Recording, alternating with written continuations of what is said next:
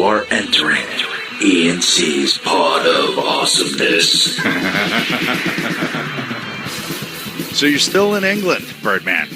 You still over on those shores, and how's it going? Oh, you already have an accent. You've affected an accent already. Pip pip cheerio.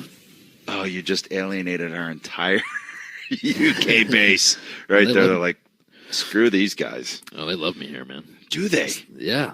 I should probably move to London.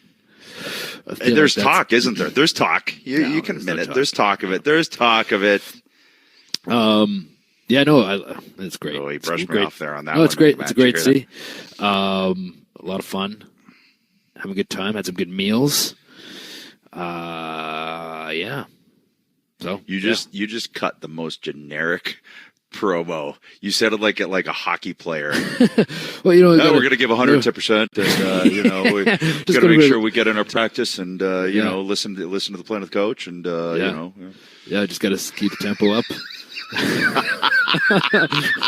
Be strong on the forecheck. Had an upper body injury, but I'm good now. Hey, speaking of cup, I think we have to talk about the fact that I am totally wrong, and I will completely eat my words and congratulate Alexander Ovechkin, who I have doubted in the skill of bringing a cup to Washington and the Washington Capitals on winning the Stanley Cup. Yeah, because they didn't leave any doubt. And here's the thing too, right? Like, I'm not a Capitals fan at all. Like, nor am I. So I was like, when they got, I wanted the Knights to win, obviously, just because of the whole feel-good situation of it. But then, you have a guy like Ovechkin who's played, 13, 14 years at this point. Yep. He's, 60-goal scorer multiple times. He's done all these things. He's going to be a Hall of Fame player anyway. And, there's, argument can be made that he's the best pure goal scorer of all time. And to actually see the way that he's become more of a complete player over the last couple of years, dedicated himself to that. And, he kind of put the team on his shoulders there in the last couple of rounds. And, good for him. It's nice to see a guy that's going to go in the Hall of Fame to actually go in and because nothing's worth saying, like in football terms, right? You see Dan Marino, one of the greatest football players of all time, but no Super Bowl ring. Yeah. It just doesn't seem right. Yeah, it doesn't. Yeah, and that's why I was happy Elway got those two near the end. Yeah. But here's also the deal. And today in, the era of players flip-flopping all over the place, here's a guy who stuck by the Capitals for 13 years, and they stuck by him, and he stayed on the same team to win a cup there. And they finally, got him the team around him, and I didn't expect it this year. I expected it previous years if they were going to do it. I always doubted his leadership, but man, he proved me wrong. And how fun has his celebration been? I know. That is a Russian dude. Who is just living it up. Finally, I'm going to drink some vodka out of this thing. He just doesn't give a fudge. Not at all. Yeah. Oh, there you go. That one was for Titus. Yeah. It's been worth it just to see him party with the cup. Doing keg stands and then swimming in a public fountain. Yeah, pretty good stuff. Yeah, good stuff. Actually, I wanted to get that out before I forgot, man. So way to go, Caps and Ovi. Yeah, it's pretty cool. I did go to dinner here in London with a friend of mine, a guy named Jonathan Southcott, who's a movie producer here in UK. I had to drop that part. He's a movie producer. So he took me to this place called Langdon's, which is a legendary restaurant here that Michael Caine was a part owner of, and we actually sat at Michael Caine's table, and I had fish and chips. Yeah, it was very good, very tasty. You had fish and chips? I did. At this renowned restaurant? It's like British food, like real British. Oh, okay. Yeah. Like proper, as we say here in England, proper British food. So if you're going to get fish and chips, that's the place to do it. Gotcha. Yeah, it was good. It was very good. And I went and did cardio immediately after. Yeah, because the remorse, the guilt. Yeah, the guilt. Right? Yeah, got to stay, like I say, if it ain't tight, it ain't right. So, I ran 17 miles back to my where I'm staying. I don't believe that. That didn't happen. No, I didn't believe that at all. Yeah, but it's pretty cool here because you can kind of feel the hype of the UK Championship tournament that's going to be happening here next week. I see a lot of posters up and stuff around. I actually walked past Earl's Court in my travels last week and saw the big billboards up there and all that sort of thing, and you can hear people talking about it. So the buzz on the street. Yeah. Is there any buzz about Sir Smackage challenging Pete Dunne? Well, he apparently he took a wrong turn, and I think he took a wrong current. Yeah, he ended up in Iceland. Whoa! So he's back in the drink, and he's headed to he's still headed to the UK, but he should be here on the shores by time. Yeah, it's a hell of a wrong turn. I know. He hung a hard left, did he? Yeah.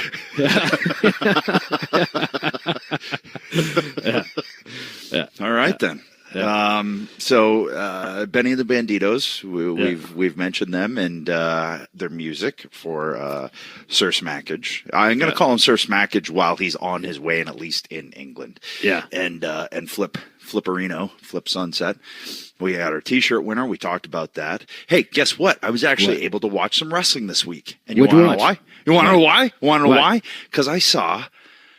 And I don't want to be the guy that nitpicks in the armchair arm dragger here, but Jeff Hardy and Shinsuke Nakamura on SmackDown, first time ever. And I really wanted to see that. And I also really was like, why are they putting this on SmackDown? Why are they saving this? What the hell are they doing? Yeah. I don't understand that whatsoever. So first, let's talk about that so I can get my jadedness out of the way. How do you put Jeff Hardy and Shinsuke, first time ever, on TV in a not throwaway, but it's like, come on, that's a cool special. There's a cool special possibility there, man. Yeah, where you build up to the fact that these two guys that are, come on, strange but similar in the sense that they're very much like free spirited and like their own kind of march to the beat of their own drum, right? Like that kind of vibe to them. Like I'm saying it could be a WrestleMania build-up match. Like that's a cool. I guess I'm going to swear here. Sorry, Titus. That's a cool fucking match. Why are you putting it on?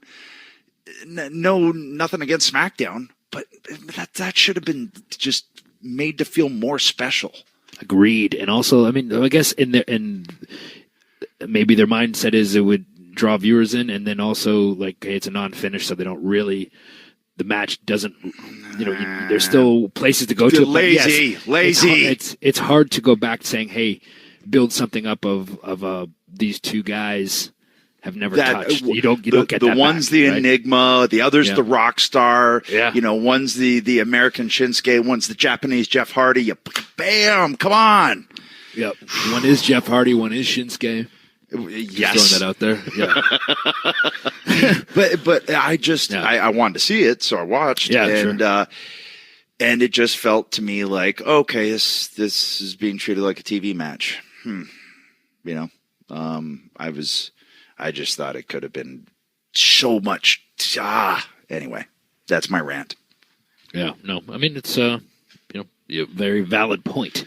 And I think I would have done the same thing. I think I would have saved it if it was my call, but it's not. So That being said, I did watch, and I made a point to watch. So maybe I'm just an asshole because maybe you're an asshole either way. But really, you'd be more of an asshole the other way. I don't know. That's what happened there. Money in the Bank is this weekend, but I'll tell you what I'm looking forward to. I'm punching my fist right now. Ooh, yeah. Look at that. Hear that? Yeah. That wasn't something else. That was me. That was me punching. I'm looking forward to. I'm looking forward to. I don't know what happened there. I turned Irish or something. I'm looking forward to Tommaso Ciampa and Johnny Gargano in a Falls Count Anywhere match. That's what I'm smacking my yerba mate on the table now. Yeah, man. So Johnny 5-star, Tommaso, he ain't listening because he's a prick. Yeah. But if you're listening, Johnny, knock him dead. Can't wait. You know it's going to be good. I mean, these guys have great chemistry together, obviously. One of those ones, too, where we talk about, people legitimately don't like Ciampa. And that's a hard thing to do nowadays. It's actually unheard of. I don't like him. So I don't like him. He's doing something very well. I like everybody. I don't like him. Yeah, and people like Gargano so much too that it just adds a really, really cool little level to their rivalry, right? And they always knock it out of the park, and they keep delivering. And you just do the different stipulations, and it freshens up the match. But the rivalry has been so strong, and even with the addition of Gargano's wife, Candice LeRae in there, and all those sorts of things, it just that's some personal tidbits to it. And tidbits! You lost me with tidbits, but yes, I know what you're saying. Yeah. It to me is the rivalry of the year. Within the industry. No question about it. Yeah. What do you think about that? I fucking agree with you. I think it's okay. It's been you better. Yeah. Also, fucking street fight you and rake your fucking eyes with here we go.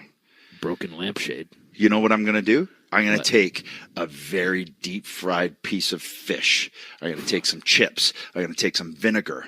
Then I'm going to throw them at you. But after I do that, I'm going to take a cheese grater and just, so then it seeps into your cuts. And then I'm going to piss on you. I'm going to take like fucking 14 pounds of bangers and mash. 14. Yeah, and I'm going to shove them in your fucking face, in your mouth hole, in your nose. I'll just eat them.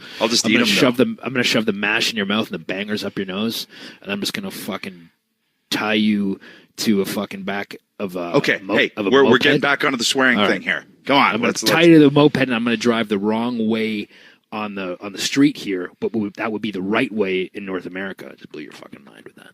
You just swore again. Fuck it. Come on, man. I can't do it anymore.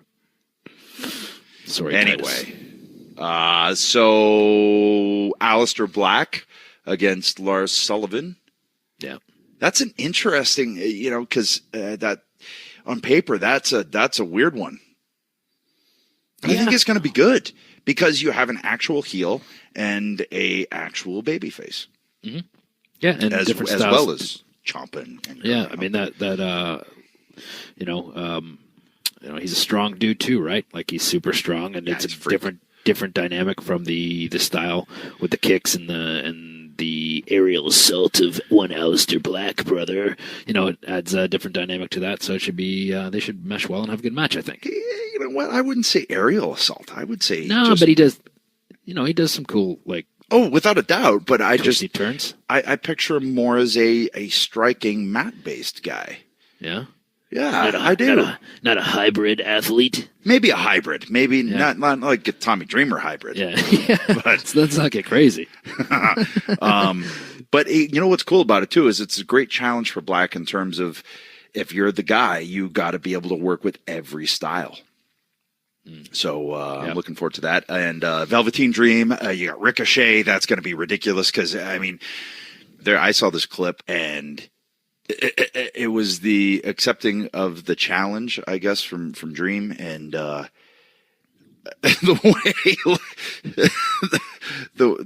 way he accepted it was he ran and did like this front flip over the top rope and landed on his feet. Oh yeah, I saw that. It was crazy. It was so incredible. Yeah, I can't even explain it. Yeah, it was ridiculous. Insane. It was awesome. It was such a. Here's what was genius about it is rather than it kind of being thrown away during a match, it actually meant something. It was an exclamation point on the challenge. It was very cool. Yeah, it's obviously he's been watching my tapes because I did that once. Yeah. You've been known to. I did it once, only once. Throw a couple of those. You got to look for it, but it's out there. I'm just saying, like I did it once. I think it was on like Wednesday. I think it was like on Wednesday Night Heat or something. Wednesday Night Heat. Yeah. It was very random, but I did pull it off. I don't believe that at all. And I landed on one foot. Just saying. It didn't blow out a knee. Nice. Okay. Good for you. Yeah. And then we got the big one this weekend, Money in the Bank, brother. Yeah, we do.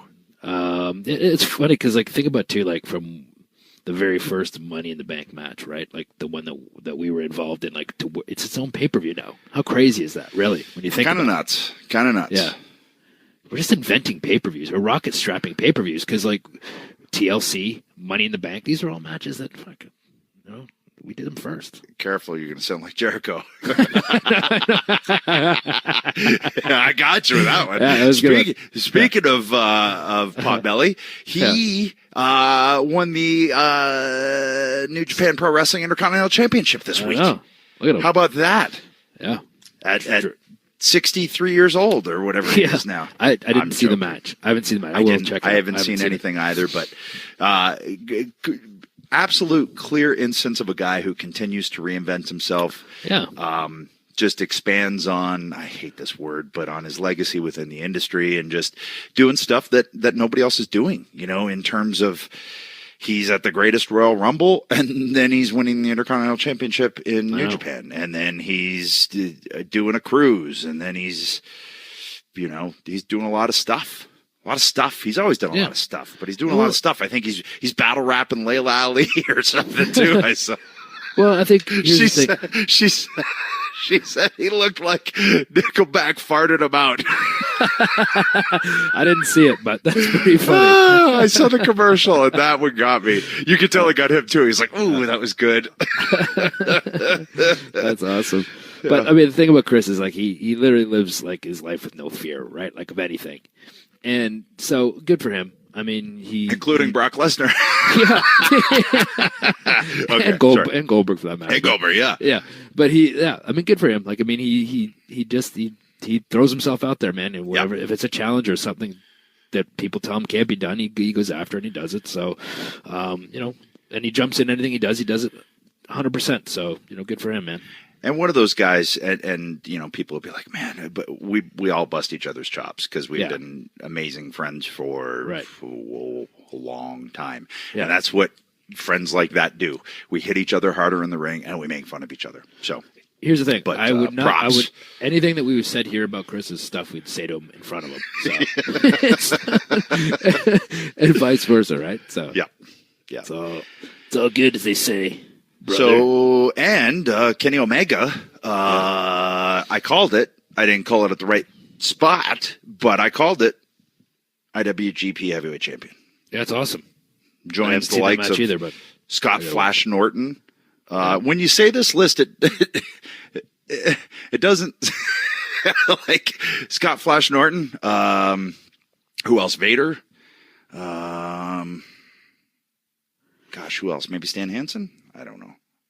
I should have done my due diligence. AJ Styles of Gaijin, who have won the IWGP Heavyweight Championship. Oh, Brock. Yeah. That's a varied list, I guess, is what I'm trying to say. Yep. I guess that is what you're trying to say. I just want to fucking slap you for some reason. Good for you. Great. Yeah. That's all you got, huh? The Money in the Bank, the big one. Money in the Bank. Yeah. It's the ladder match. You know what I get reminded of? Every Money in the Bank pay-per-view because I see clips of it and people send it to me, and it's Jeff crushing me through a ladder at Money in the Bank at WrestleMania 23. Yeah. I don't want the reminder. I don't need it. I don't want it. It hurt. Yeah. Whew. What about you? What's your favorite memory from a Money in the Bank ladder match? Well, I think you must have a bunch. You must have a bunch. Come on, talk to me. Spit it out. I would like to say my favorite memory would be winning one, but I never won one. Hey, you know what I'm going to say? I'm going to throw it out there now. You should have won. I believe it was Houston.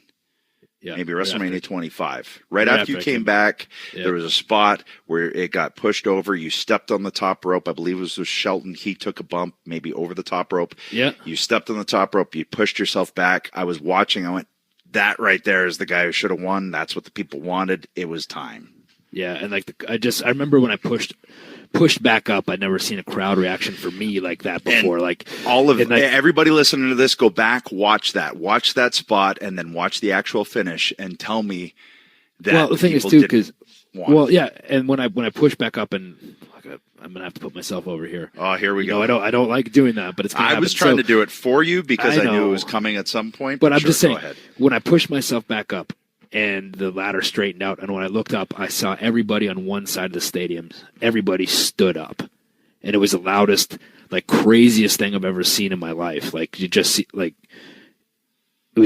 no words could describe looking at how that visual. And then when I started climbing up, the place just got louder and louder. And then when Punk jumped over and he stopped me, he was a pretty popular guy at the time, and they booed the shit out of him. Yeah. So to me, that told me, but is what it is. Right. Yep. I guess we'd be remiss if we didn't mention the Punk's fight this last weekend. Yeah.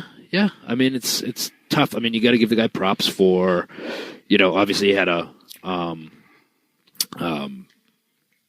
tough first fight, and then, but it's same thing.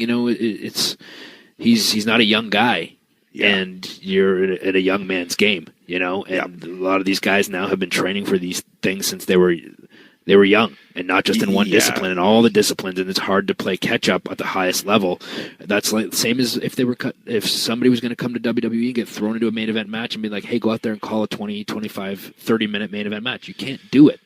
And I know people are going to say Ronda Rousey. I don't think that match was called out there, just so everybody knows. But I'm saying, like, and also surrounded with two of the very best to ever do it, but that's a different story. So the it's a hard thing to make up for. I give him props because obviously he has a lot of heart, because he stood in there and he stood in there for the 3 rounds, and there's no denying he's a tough guy. It just, to me, it has to be one of those things where it's you got to look at it like it's a young man's game, right? Yeah, and I mean, being able to take a punch tough and being able to actually fight tough are two different things, right? So, it's starting that late, and like you said, you got kids like Sage and Northcutt who have been training since they could, for this now, and it's just man, it's a tough thing. There's not. It also shows what a freak Lesnar is, right? And also, he has the amateur wrestling background, so he has a base to build off of. And if you don't have that base to build off of, and you just liked it and thought it was cool, well, that's a tough hurdle to overcome at that age. But man, to get in there and kind of throw that all in the line, and let's face it, to know you're going to be ridiculed and not to be made fun of, and to be however you want to do it, and just go, you know what, I'm going to do it anyway because I want to do it. Yep. You gotta go, well, good for you then, man. Good for you. Yeah, tip of the hat, man. I mean, he did something that not a lot of people would do, and he had the balls to do it, and he it was considered a win because he wanted to do it, and he did it twice. So when are you going to do it now, Jay? What's that? What are you going to go in and find your range, huh? I'm training right now. Are you? Yeah.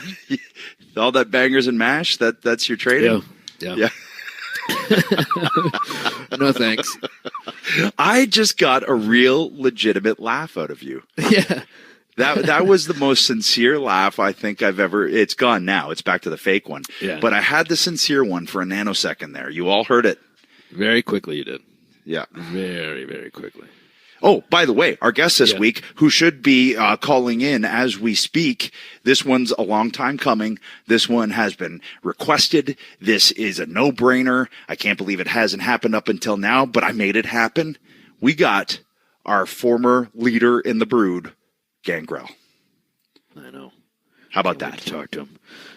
I mean, like, obviously, you think about it, like, the cool thing about the Brood was it's this thing that people still talk about to this day, right? Like, whenever I go do appearances or signings, people talk to me about the Brood, and it wasn't even around a year, and that just shows you how it kind of affected people and what they thought of it, the entrance and the whole thing. And we'll get into it with Dave, but it was a special time, man, and I'm really glad that was the way that I came in, and obviously it led to working with you right away, so there was a comfort level with that, and hey, let's quit flapping about it and let's talk to him about it. Come on. Well, I was just trying to kill airtime until he showed up. I don't know if he has a phone in his vampire den. Well, let's find out. This time of year brings us two things, Edward. Yeah, what's that, Christoph? Graduations and Father's Day. That's what, and the gifts that go along with them. So before you buy Dad another tie or that grad a balloon that will probably float away, ask yourself this: does my dad or grad like wings or sports, or better yet, both? If the answer is yes, then get them a Buffalo Wild Wings gift card right now. If you purchase $30 or more in-store or online, they'll give you a $5 bonus to keep for yourself. That's a gift that gives back. How generous of you. Buffalo Wild Wings. Wings. Wings. Beer. Beer. Sports. Sports. Terms and conditions apply. I Cut beat me you. off. I wanted to say it this week. Hello? Do what? What? What? Jay just said you have a vampire den. Yeah. Uh, I said, he said you were waiting on hold, and I said, well, I was just trying to kill airtime talking because I didn't know if you had you had good cell service in your vampire den. no, I'm in the wrestling school, so I hope it has good cell service. I was in here setting up for the show this weekend. Oh, nice. Nice. Well, hey, so where exactly are you in the world right now? Where am I in the flipping world? Well, I'm alive. That's a plus. That's good. You're on the right side of the dirt. Yeah, because, Brother, yeah, but I'm in South Florida, Dania Beach, Florida right now. Yeah. And, Nice. But yeah, I'm on the right side of the dirt. I'm up on the air side, breathing oxygen and all sweet, man. I survived the 80s, the 90s, the Attitude Era. And you just can't kill a vampire. We're already dead. I guess we're undead and keep moving. You know? I was gonna say that's a lot of surviving considering some of the stuff you've seen, man. Survived teaming with us for almost a year. Somehow you managed that. You guys were the easiest thing in my life, to be honest. Really? you made me look good. And you gave me street credit. Hell, people go, hey, if it wasn't for Gangrel, Christian Edge, and I'd go, yeah, right. If it wasn't for Christian Edge, it wouldn't be no Gangrel. We'll talk about it, but you gave us the street cred. Yeah. In the locker room. That's how that worked. That's how that shook out. But, yeah. Yeah, so we've had requests out the yin yang, out the butthole to have you on, and I know I've been talking to you about it, but we finally were making it happen. The reunion of the Brood, which will have to happen at one of these cons one day. But all of us on the phone at the same time. When was the last time this happened? Never. On the phone. Okay. So when was the last time? Okay, good point. But Well, the last time we were all together was when we were doing That's the what I'm going Christian for. show. Yeah, it was a couple years ago at WrestleMania when we recorded the stuff with right. the New Day. You made sure you killed me off as a Yeti or some shit. you ended up being the Yeti. Yes. Yeah. Yeah. I have not resurfaced since then. So now you're back down in Florida. When we all first met, that's where you were living, was down in Tampa. Yeah, I was in Tampa, yeah. So I was born and raised in South Florida, so I'm from like Hollywood Beach, Florida, Deerfield Beach, down in the Fort Lauderdale area. But then when we met, I was living in Tampa, up just north of Tampa. So here's what's crazy, because you truly don't seem to age. Like, you go all the way back to Florida Championship Wrestling. Right. I broke in 87. That is fucking nuts, dude. No, I mean, seriously, think about that. Like, and you're still going, and you still have that crispness and that snap and that look in your eye you get whenever somebody stiffs you. I don't know. You haven't been on YouTube lately, have you? No. See some of those matches. You just must have saw me on a good day. So I'm like, no, I don't. I still love wrestling. I think, wrestling doesn't necessarily love me, but I still love it and have a passion.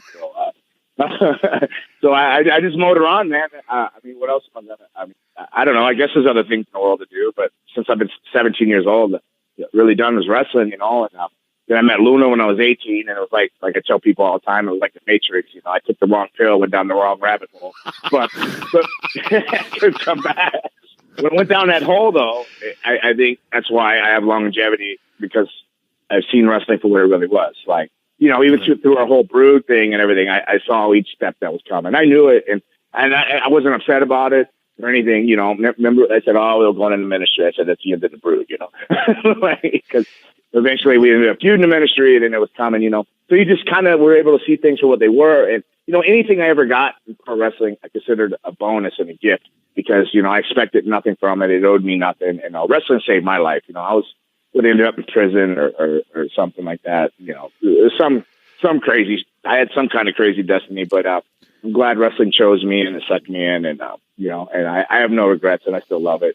And I'm proud of you guys too, man. You guys keep going, and you found other avenues and you're still entertaining. And I still haven't caught you on Vikings yet, but we're like the Duracell bunny. We just keep going and going and finding new things, and they keep creating new things for us to do. Like, podcast? Yeah, we'll try that. Sketch comedy show? Let's try that. Sure. But let's, we'll get to all the ministry and the brood stuff, but I want to talk about that. Like, starting out, you're 17, you say wrestling saved you.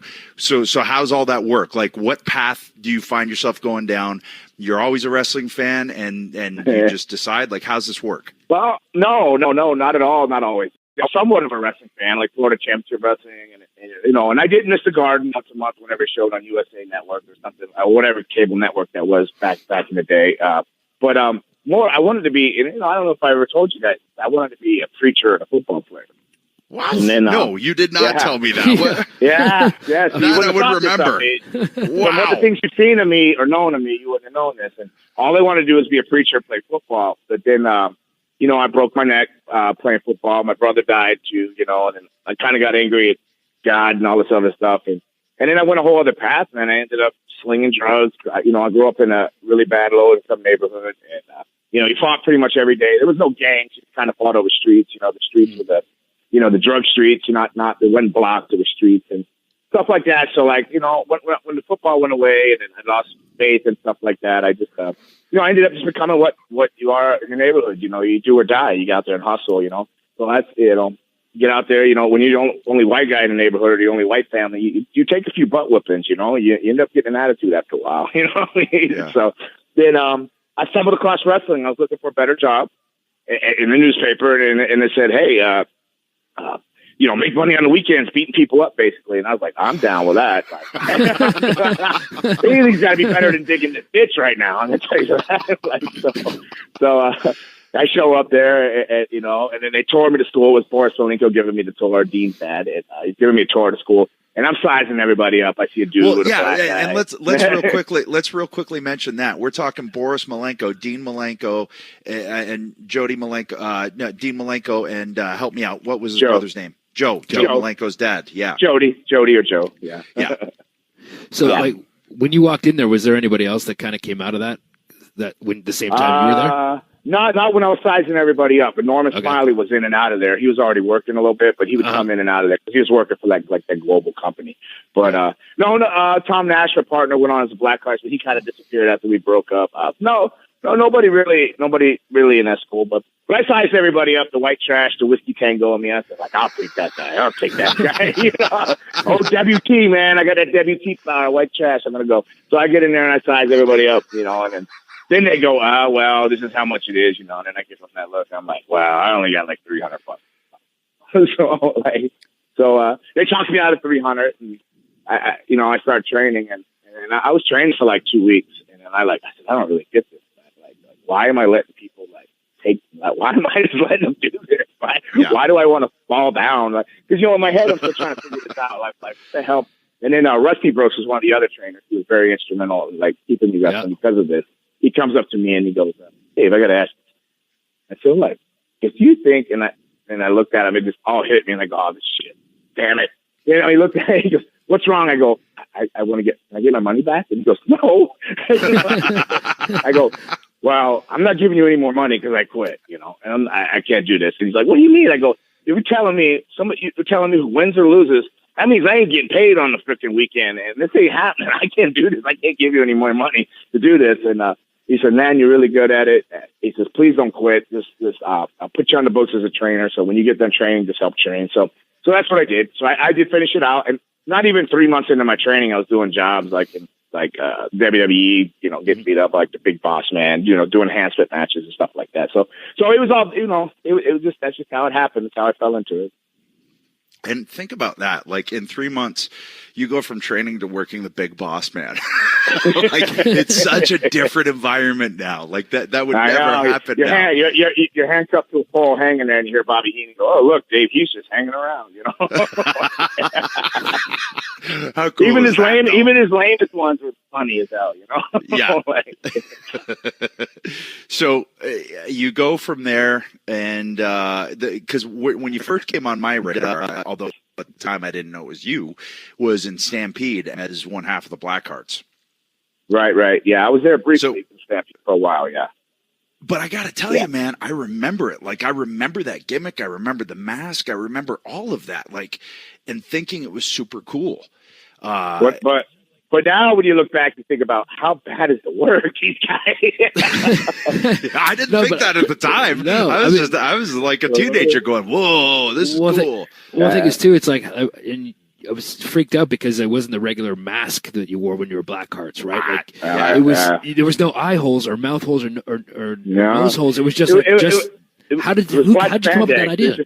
It's just like the black spandex. Well, it was all a rib. So I tagged this guy Tom Nash. He went to Calgary. He was a big Owen Hart fan. So he went to Calgary, and they called him the Great Nash or whatever with Maka Singh and Mike Shaw, whatever, and all these guys. So he got in this group, but they ribbed him and beat him up and everything, and he quit. He came home terrified. But he was such a like a mark and fan for like Owen and Stampede. He wanted to go back, and they said they needed a tag team. So he says, "Oh, do you want to go to Stampede with me?" And I'm like, "Oh, what are we here for?" So we go there, not with any mask or any kind of character, just two dudes, just two average guys. So load the car up in Fort Lauderdale and drive all the way to Stampede. Get there. Whoa. Yeah. So the first day in, it was a ride, and then I came home on a Greyhound bus. But and that was even more of a ride. And then but we get there, and Bruce like, "Oh, why don't you come over, Bruce Hart? Come over to the house." And he had this sewing room. He had like a little sewing room, I guess. Andrea, he sewed on the side. He made all those Bad Company bandanas and all that stuff. Yeah.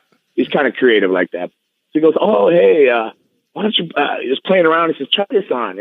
And then, put it on. He goes, "Can you see through it?" And this was inside. I go, "Oh, barely." He goes, "Hey, let's go outside. Let's go see if you can see in the darker area." So he was basically trying to rib us. And then, so he gets down there, and it's outside. He's got a football. And he goes, "All right, put him on. And he goes, "I can't."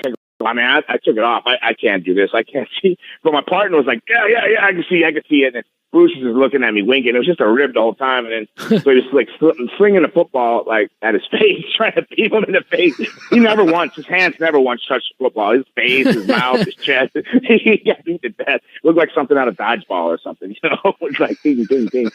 So, but Bruce started thinking, oh, well, it looks really cool if you can see. So like it started out as a rib, and then Bruce thought, well, you guys can come back in. We'll wear these masks. So then we kind of just put that character together with the mask and the white mask over the robes. But the whole angle, and a lot of people didn't know this, is what we were is because Bruce is a ribber. Bruce is always causing problems and stuff. And I love Bruce and everything, but he can be crazy. But he wanted us to be the bastard sons of Stu. So basically, Stu was sleeping with ring rats or groupies or fans or whatever you want to call them, and we were the product of that. So we were coming back to claim our spot in the Hart Dynasty. That's why we were the Blackhearts. The Blackhearts, okay. Right. Yeah. So we were the Black Sheep. The kids he didn't want to know about. Yeah. I didn't know there was a tie to the Hart family. That's whoa.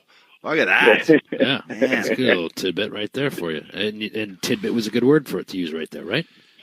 I don't even know what that means. Sure. It's kind of like a Timbit, only different. Yeah, don't get too excited. So where do you go from there? Like after you get the Greyhound for the 3 days it takes you to get back to Florida? Yeah. So Stampede's going for a lot of ribs, right? So nobody ever physically ribbed me or this and that. The rib on me was like there was never my pay was never there. Like, oh, well, we're short on money, but I got $50 for you. Like, about a month in, you're really hungry. I like I said, I had a kid earlier at 15, and turned 16. I was born, and then so I had responsibilities. The bills I was trying to stay at home, so things kind of got sold off. She kind of got broke real fast, and everything. And then so I decided to leave Stampede, and then I don't know if you remember Kenny Johnson. He took my spot. So you could have possibly been watching Kenny Johnson and thinking it was me at some point, So maybe at some point, but I remember at first because I was there for the infancy of the whole thing, so I know I saw you at some point. I was always the fat Blackheart. That's where you could tell me. I was always That's how I tell. When I start seeing them, there was a few different Blackhearts through time, and I go, I was always the heavier one. Which one's got the titties? That's heavier. That's the only way you can tell it apart sometimes, that character. I had to look. But, so from there, I was working with, we met Tokyo Joe, who was in Calgary based, out of Calgary, for Tokyo Joe was New Japan. Mm-hmm. So Tokyo Joe put a word in with Jimmy Suzuki, and then also Luna was we had met at a show, and she was a big fan of the character, so she put a word in with Jimmy. So between Tokyo Joe and Luna talking, they ended up booking us in All Japan. So ended up going to All Japan after Calgary, and also during that process was working for Tri-State Wrestling Alliance, Joe Goodhart's back then. So they were at Philly area, Philadelphia. So they were flying us up from Florida, which I thought was awesome because, you know, I was like, first time anybody was flying me anywhere. And the first time I ever got on a plane was in Japan. That was the first time I ever got on a plane. Really? Yeah. You know, they all said, oh, it's such a long flight. The flight felt like 5 minutes, knowing I was going over there to get killed by Masada and Kawada, Masawa, Gordy, and Williams, Hanson, and Spidey. These guys were all beasts back then at their prime, like just animals over there. All Japan was at its height. What was it, like 88 when I went, I think? 88? And, wow. Yeah, they were animals. They were just savages. I was terrified. Were you over in Japan by yourself, or did you go over as the team Blackhearts? We went over as the Blackhearts. Okay, yeah, because I mean that gimmick too that you were doing, and for anybody that hasn't seen it, they should YouTube it or Google it or something because it was pretty like kind of ahead of its time. But that seemed like it was kind of a perfect match for something that Japanese audiences would love, right? Like just the couldn't see your face and like the screeching and all that stuff. I don't know. Yeah, the screeching. Oh my gosh. I forgot about the screeching. Yeah. With the symbol of something we shouldn't be worshiping or saying out loud on a TV show or anything. Nobody ever caught the hand gestures either. But when WWF hired me and I did the vampire promos and I put the hand gesture down the other way towards my crotch, and they were like, "Hey, does that mean what I think it means?" I go, "No, it's the Blackheart thing. I just turned it around." You know, they were like, yeah. I don't know what kind of this is a PG podcast, so I didn't want to. No, we're all over the place. Jay's swearing every second. Well, it was pretty much a female part we were worshiping, and people didn't get that joke. So that was another rib out of Calgary. We worshiped the woman's vagina. Don't we all? It's a downfall of us good ones, I'll tell you that. But yeah, no. From there, so went to All Japan. Miss Bob, I love the character. Like Christian was saying, Jay was saying, it was they loved the Japanese loved that. They're you know, very kabuki like, you know what I mean, the mask, and we'd come out with the smoke and do flash paper with the ceremony and all that stuff, you know, and we take each other's mask off, very ritual like. So they liked it. It didn't matter that we didn't have a clue what we were doing. We had a few good tag team moves and I obviously could survive a beating because that's what we were getting over there. Like, because the older guys have done time, right? They've already put 15 and 20 years in the business, and they're like, these guys have wrestled a year or not even 2 at the tops, and they're coming in. This Babo wants to put the all Asian straps on them, you know. So man, the heat we had, you know, it was just like it was hard. It was a hard road, but I did two tours with them and my partner. You know, we had a big falling out. We were working a Joe Goodhart show, Tri-State Wrestling Alliance, and then I ended up, I got in a fight with him and ended up hurting him real bad. And then, granted, we went separate ways, and he went back for a third tour with All Japan. He took a new partner, and that's when they ended up getting put in the hospital or something. I don't know what happened. Hanson and Spivey just destroyed him. I don't know if you ever seen the video with the one Blackheart gets hit in the head with a chair and the blood looks like tomato sauce coming out through the soda. Oh man! You got to Google that. We got all kinds of Google plexes. That's when it was kind of when he got hit with the chair with the kind of the hard end of the chair, right? Like the side of the chair instead of the. I don't know. Stan Hansen just bounced the chair off of his head like sideways. Yeah. And the blood was just squirting out like it was. Yeah, I saw that. It's crazy. Man. Yeah. That was not me. That was not me then. That was the tour I was not on. I was already gone to. I went to Puerto Rico became a vampire at that point. Ooh, you dodged that silver bullet. Get it? Oh, yeah. Hey, that's werewolf. I know. This is going You're more of the werewolf, stuff. you're more of the wolf type of shapeshifter kind of thing. Well, see, that was always the thing. We'll get to it. We'll get to it. Yeah. I would have been more into the werewolf thing than the vampire thing. But so now you become vampire warrior. Yeah. So I go down and I actually was I go down there and called myself Lestat, and then Pierre Martel, Frenchie Martin came down. And he goes, what kind of name is that? That's a pussy name for a wrestler. You're a vampire. You're a warrior. You're the vampire warrior, and I like your ass. I'm gonna give you a push. I like. Oh, okay, thank you, sir. So I was like 275 at the time. Then he put the Tuesday belt down there.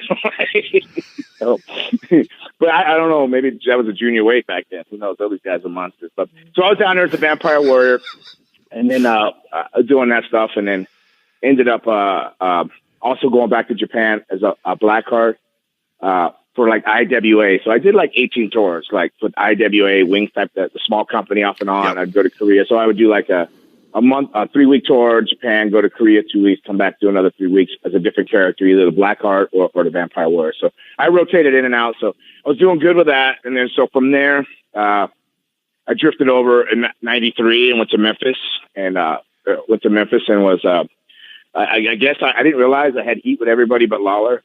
That's all that matters. Even, Scotty Too Hottie, the nicest guy in the world, right? Yeah. Yeah, Scotty, nicest guy in the world. His car's blowed up on the side of the road. I pull over to the side and then they go, "Hey, dude, you want to ride?" And he's like, "No." Wow. His car's like smoking over there. He goes, "No, man, no, I'm good." I said, "Get in here, man." So he gets in and we start riding. And he goes, "Man, I got to tell you something." I go, "What?" He says, "You're killing everybody. You're beating the piss out of everybody." Because I went from Stampede. And they didn't say crap. I had Big Tay Sasaki and him trying to kick my head off and be a Con Express at the time. And then from there I went to all Japan, and I was just fighting for my life. And then I went to Puerto Rico. They didn't tell me any different. So I was down there, so you're just street fighting. You're still in the streets of South Florida. Yeah. So when I landed in Memphis, the land of actual workers, that Memphis style, I was just battering them. I couldn't figure out why the first 2 months Jeff Jarrett would only let me hold a headlock in a match. The only guy that let me go full bore every time I worked was Lawler, man. He was a beast. That guy, man, he just never said a word, man. To this day, he's still the nicest guy to me. But when I rode with Scotty, I went, "Oh, I was actually trained right." So, the next week I just went out there and started working. Next thing you know, I had the USWA strap, this and that, and everything was fine. I just was brainwashed. I didn't even get it. I was on kill mode. I didn't know. So it was Scotty that smartened you up. Yeah, because he said he did a run in my very first day, and I gave him a big palm slap in the middle of his back and threw him to about the third row. He thought he was in there with Scott Norton on a bad day, I guess. Wow, I'm learning all kinds of stuff here. Really super buddies. Well, everybody's buddies with Scotty, so yeah, if you got heat with Scotty, you're doing something wrong. He didn't like that back chop. But nobody would tell me. No, why wouldn't they just come say, "Hey, you're killing everybody"? They're probably scared to death because you beat the shit out of them. You kind of look the way you do, Dave. So got that Valentine cranky puss look in the corner. Yeah, well, we'll get to it too because we'll talk about the house shows with the Hardys and yeah. So anyway, so you're Memphis. Where do you go from there? So Memphis, where do I go? So I'm still popping in and out of Japan. Still doing Japan stuff. Constantly did Japan stuff all the way up to WWE time. So from Memphis, it was just I was doing tours like Singapore, Malaysia. That's how I knew all the older workers. And this whole time too, as I was doing Memphis, I was still working for WWE. I was still doing jobs as the Black Phantom under a mask and stuff like that. Really? Yeah. So I was still doing enhancer matches. So like at some point, like 95, 96, they were always flying me in. I would just sit and drill and give people tryout matches. I just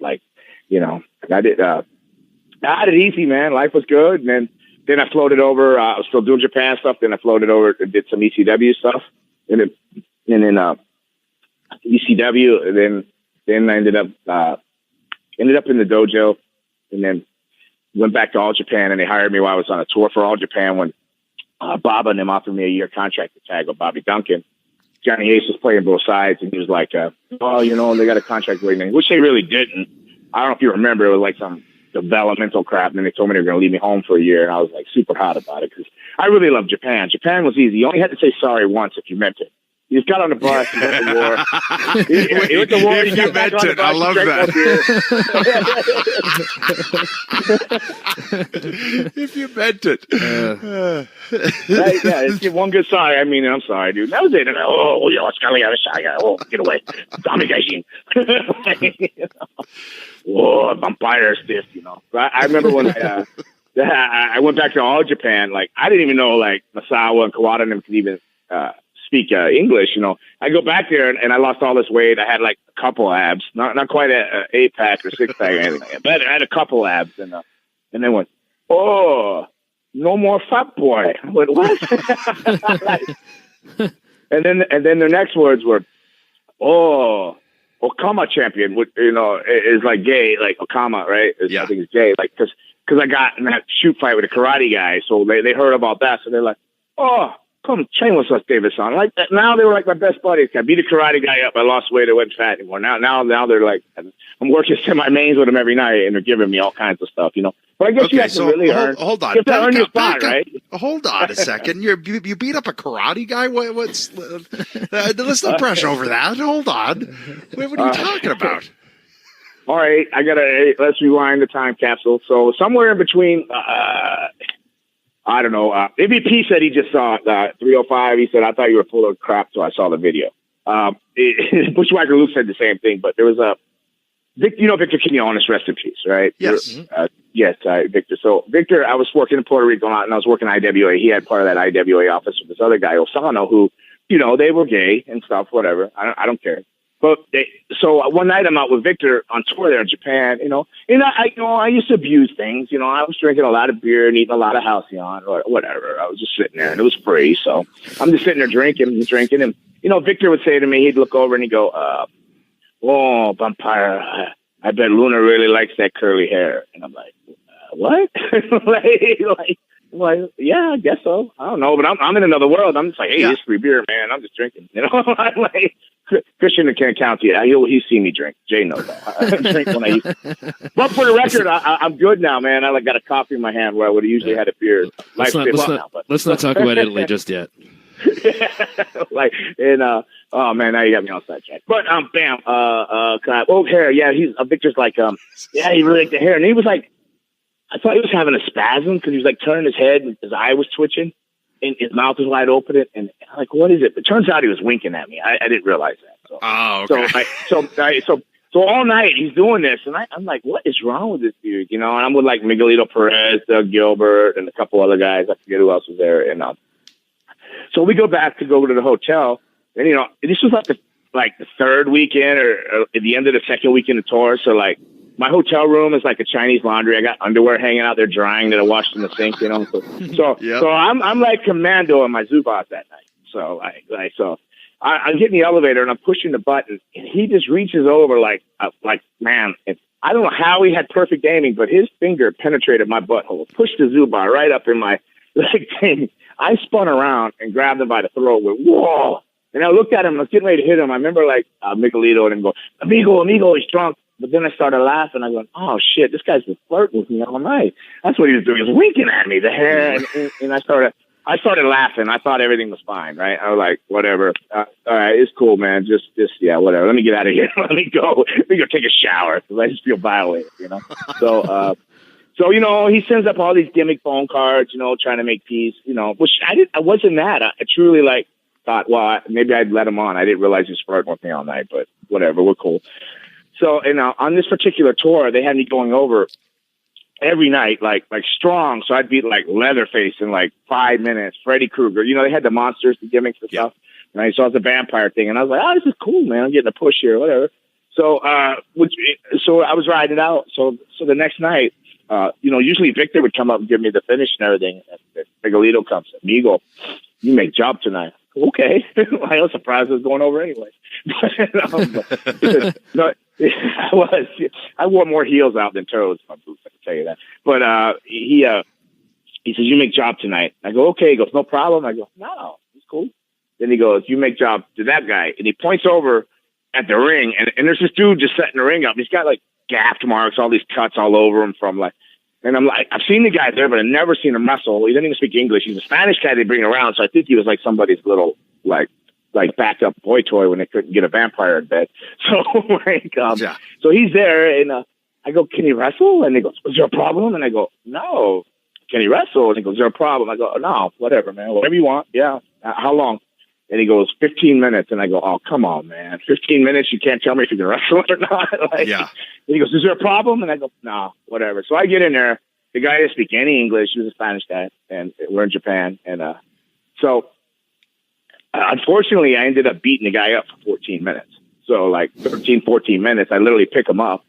And I said, hit me. He didn't understand. I said, peg him. So he swung at me. I don't even know if he made contact. But I did remember how you fall in the pool, like the old nesty plunge? I just did the big dive. I just dropped back. Now, this is a sold-out building. I can't remember what town it was. It was sold out. You could have heard crickets going off.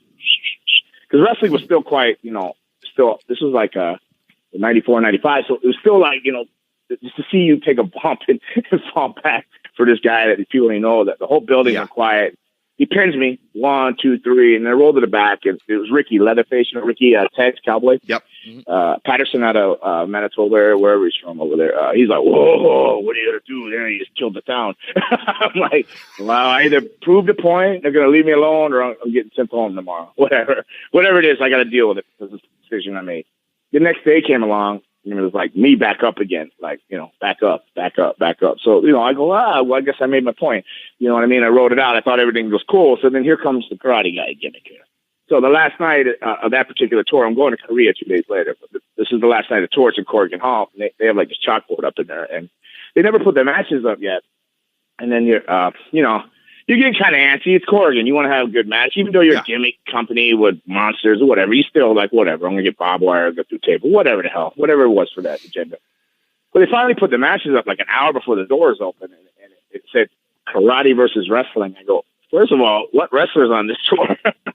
Wrestlers, well, gimmicks. I don't know. I mean, I'm sure they could wrestle at one point, but we're all making money as a character here, and then it's versus karate. It's like karate, I'm a karate guy, and then everybody's names are filled in. It was me, like opening match. I was like, what the hell? So, I go out and try to scout the situation out. I can't remember if it was a Winger or a Raya. I don't know if you remember him from back in the day. He's like one of the young guys over there. And I said, hey, is this the guy? He says, well, yeah, Davison. I said, maybe go ask him if he wants to, we'll come out, maybe catch you with a kick right out the gate.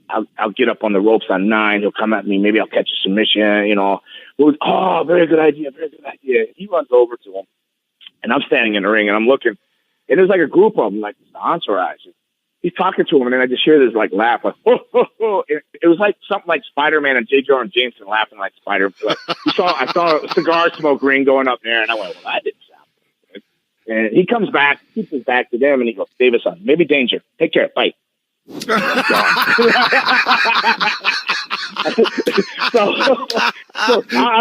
danger. And he leaves fast, like he's not smarting you up, but like he was like trying to give me the uppers. I'm like, what the hell, So I'm sitting there, and then I go back and I consult, the guy I was rooming with a lot at the time, and that was Ricky Tex. I got along better with Canadians than I did Americans. I don't know why. Go figure. Go figure. I mean, WWE thought I was Canadian when they hired me.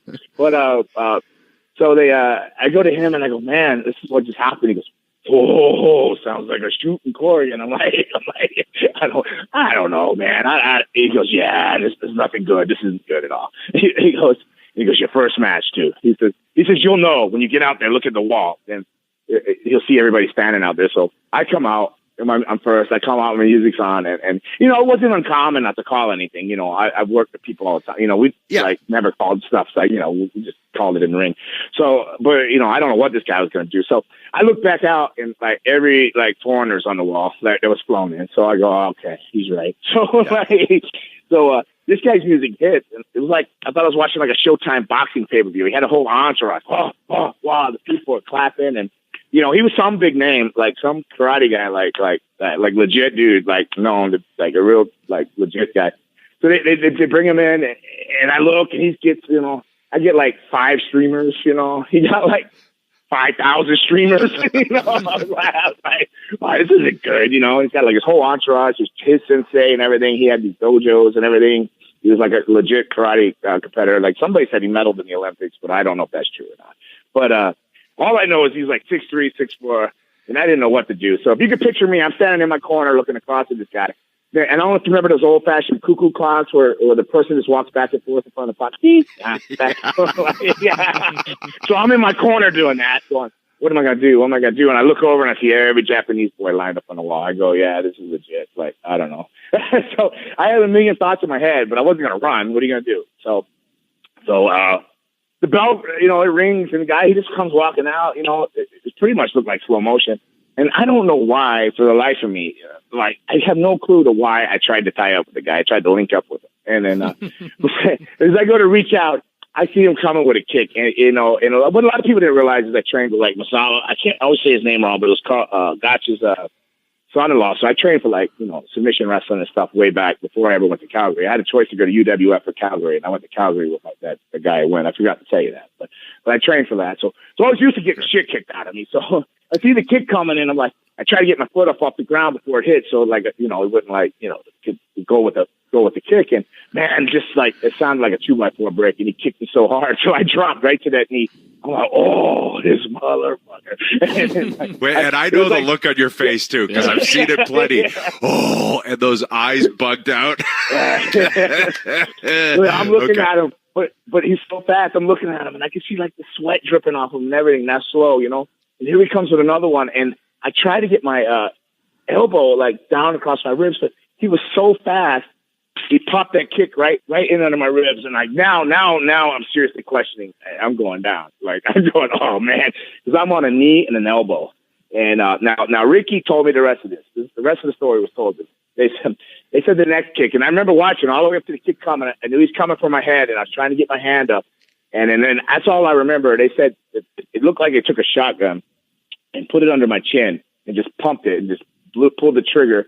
They said I came up off my knees, I blew into the buckle, and before my elbows even passed the top rope drop, they said I turned purple, grew 3 sizes, and came out and knocked him unconscious.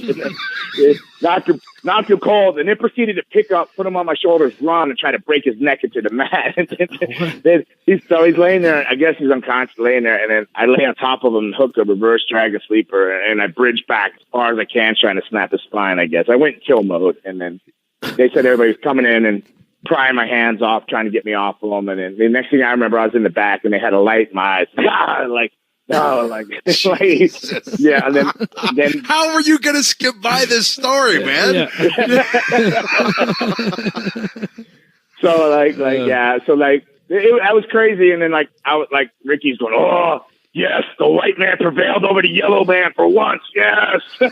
Jesus. Because it always says the Spanish guy. yeah. But the karate guy was like, so, but yeah. So like, so I you know, they send my money. I was worried I was going to get paid. I get paid, and like 2 days later, I get on the plane. I go to Korea, and they treat me like some kind of god. The mafia was backer of the company. Picked me up every night. I didn't even have to go to the arena till like an hour before my match. I'd roll in and work their top guy and just put him over, because I had so much street credit beating that guy up. So they treated it like so, and then that carried over back to when I went back to All Japan. So that's why they call me the Okama champion, because I beat the karate guy and all. So it gave me street credit all the way through All Japan, and like it made life so much easier over there. And the weird thing is as much as I love Japan, I've never been back since '98, since the WWE hired me, and I truly love Japan. You know, I'd actually make an effort to get back in shape to do another run there. Well, I tell you what, if anybody's listening, here we go. We don't usually plug on this thing. I'm plugging now.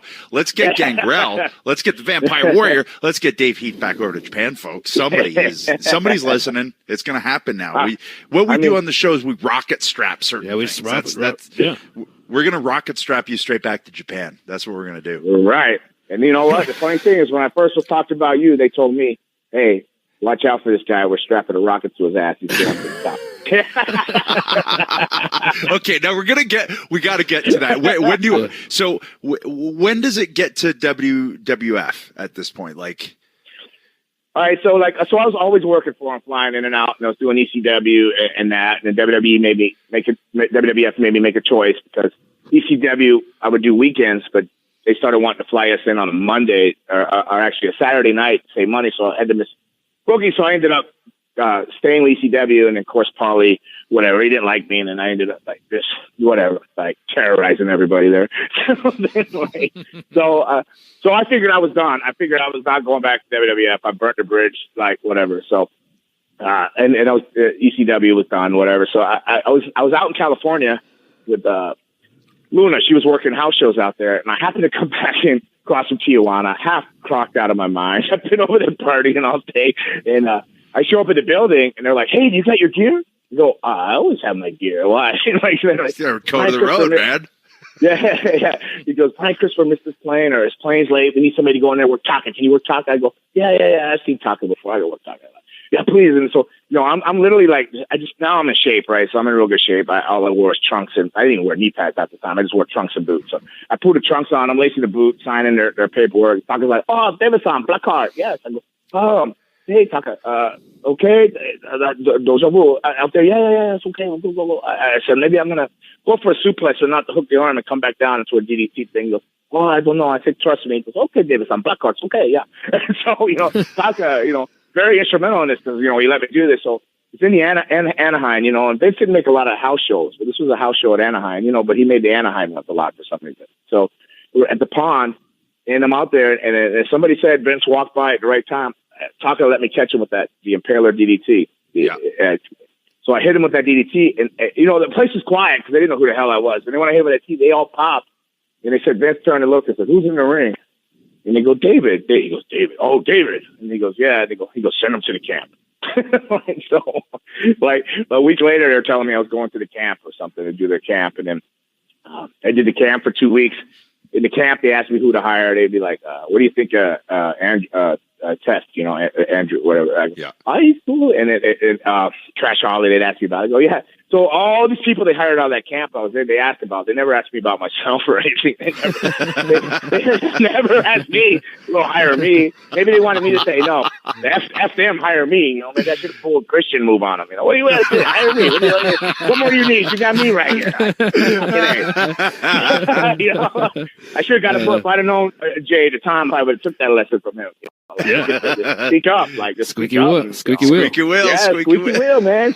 Always got the oil. He didn't give a shit, man. That's one thing I always respect for. He stood up for what he believed in, man. He wrote it out, thick or thin, whatever it was, And people don't do that. People don't have that honor and guts and balls in life, but you do. So, man, it's funny. It's funny too that all these years later, that was your nickname for me when we rode together. You just called me Squeaky because I was a squeaky wheel, and you still, whenever we see each other, which is a couple times a year, you usually just say, "Hey, Squeaky." You still call me that, which is super funny. Meanwhile, you're probably just spitting on me when I'm not looking at you. No, man, I love you. Ditto, man. I love you guys too. I love both of you. And where was I at? So I did the dojo and everything, and they didn't ask me nothing. I mean, I came in on my lunch break and gave Dan Severn a tryout with Eric Watts.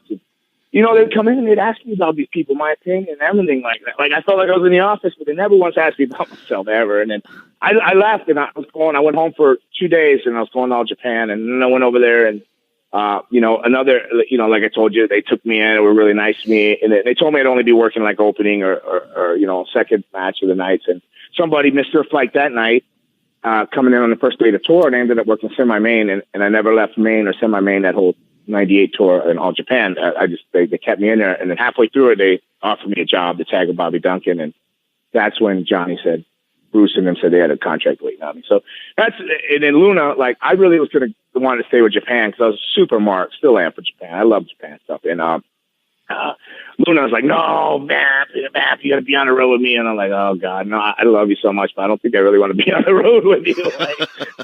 Like, I remember times, like, there was one time she was traveling with Dustin, and I was just doing, like, TVs, and they said, I'll ride with us. And I literally got out and went and rented my own car. I couldn't take them, either one of them at the time. At the time, right? They were both, like, bipolar. Like, they were off the charts for me. I'm like, I can't take it. I swear you two are married, not us. I can't do this. But I ended up going the WWF route, and then slowly, I think, I met you on a show, right, at somewhere, and you were coming in. You had already signed or something, maybe? I chipped your tooth or something. Did you? It was somewhere in New England area. Like, I don't know. At least you made me think I chipped your tooth. Maybe I did. I mean, I was a potato artist at times. But. I mean, I got big teeth. So there's between you being a potato artist and me having big teeth, there's a distinct possibility. But yeah, well, because I had signed in '97, and then they got me going, and they got me going in '98, and then kind of the next thing I remember is we're feuding. Yeah, you already signed, and I know. I was on a show. They had me on a show. I think I was already signed, and I was just doing a commitment or something. But you were on the show, too. And you had already signed. So you still did indies after you signed, right? Yep. Yeah, right. Because I was on the show with you. Yeah, I remember you already signed. And then, it was just kind of a blur. And the next thing you know, like, they told me I'd be home for a year, not doing anything. I was home for only a week. And Vince McMahon told me himself, I'll never use the vampire character. Like, get rid of the fangs. Because, I was an idiot. I had fangs bonded in. That's probably why they only let me be the Black Phantom, because I had fangs. They're like, this guy's an idiot. Like,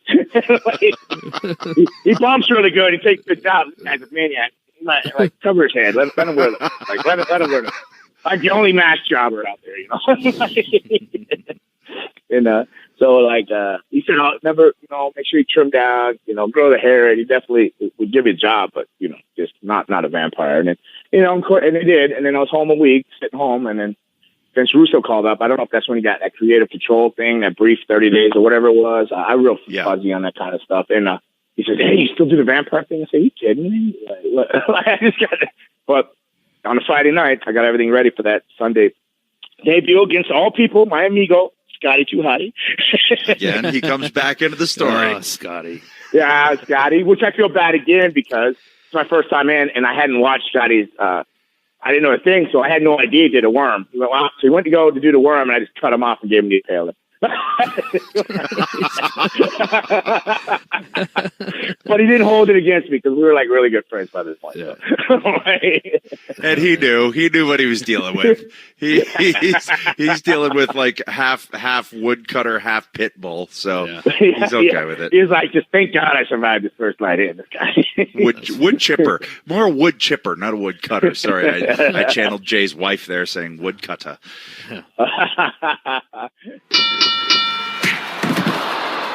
Hey, Birdman. Yep.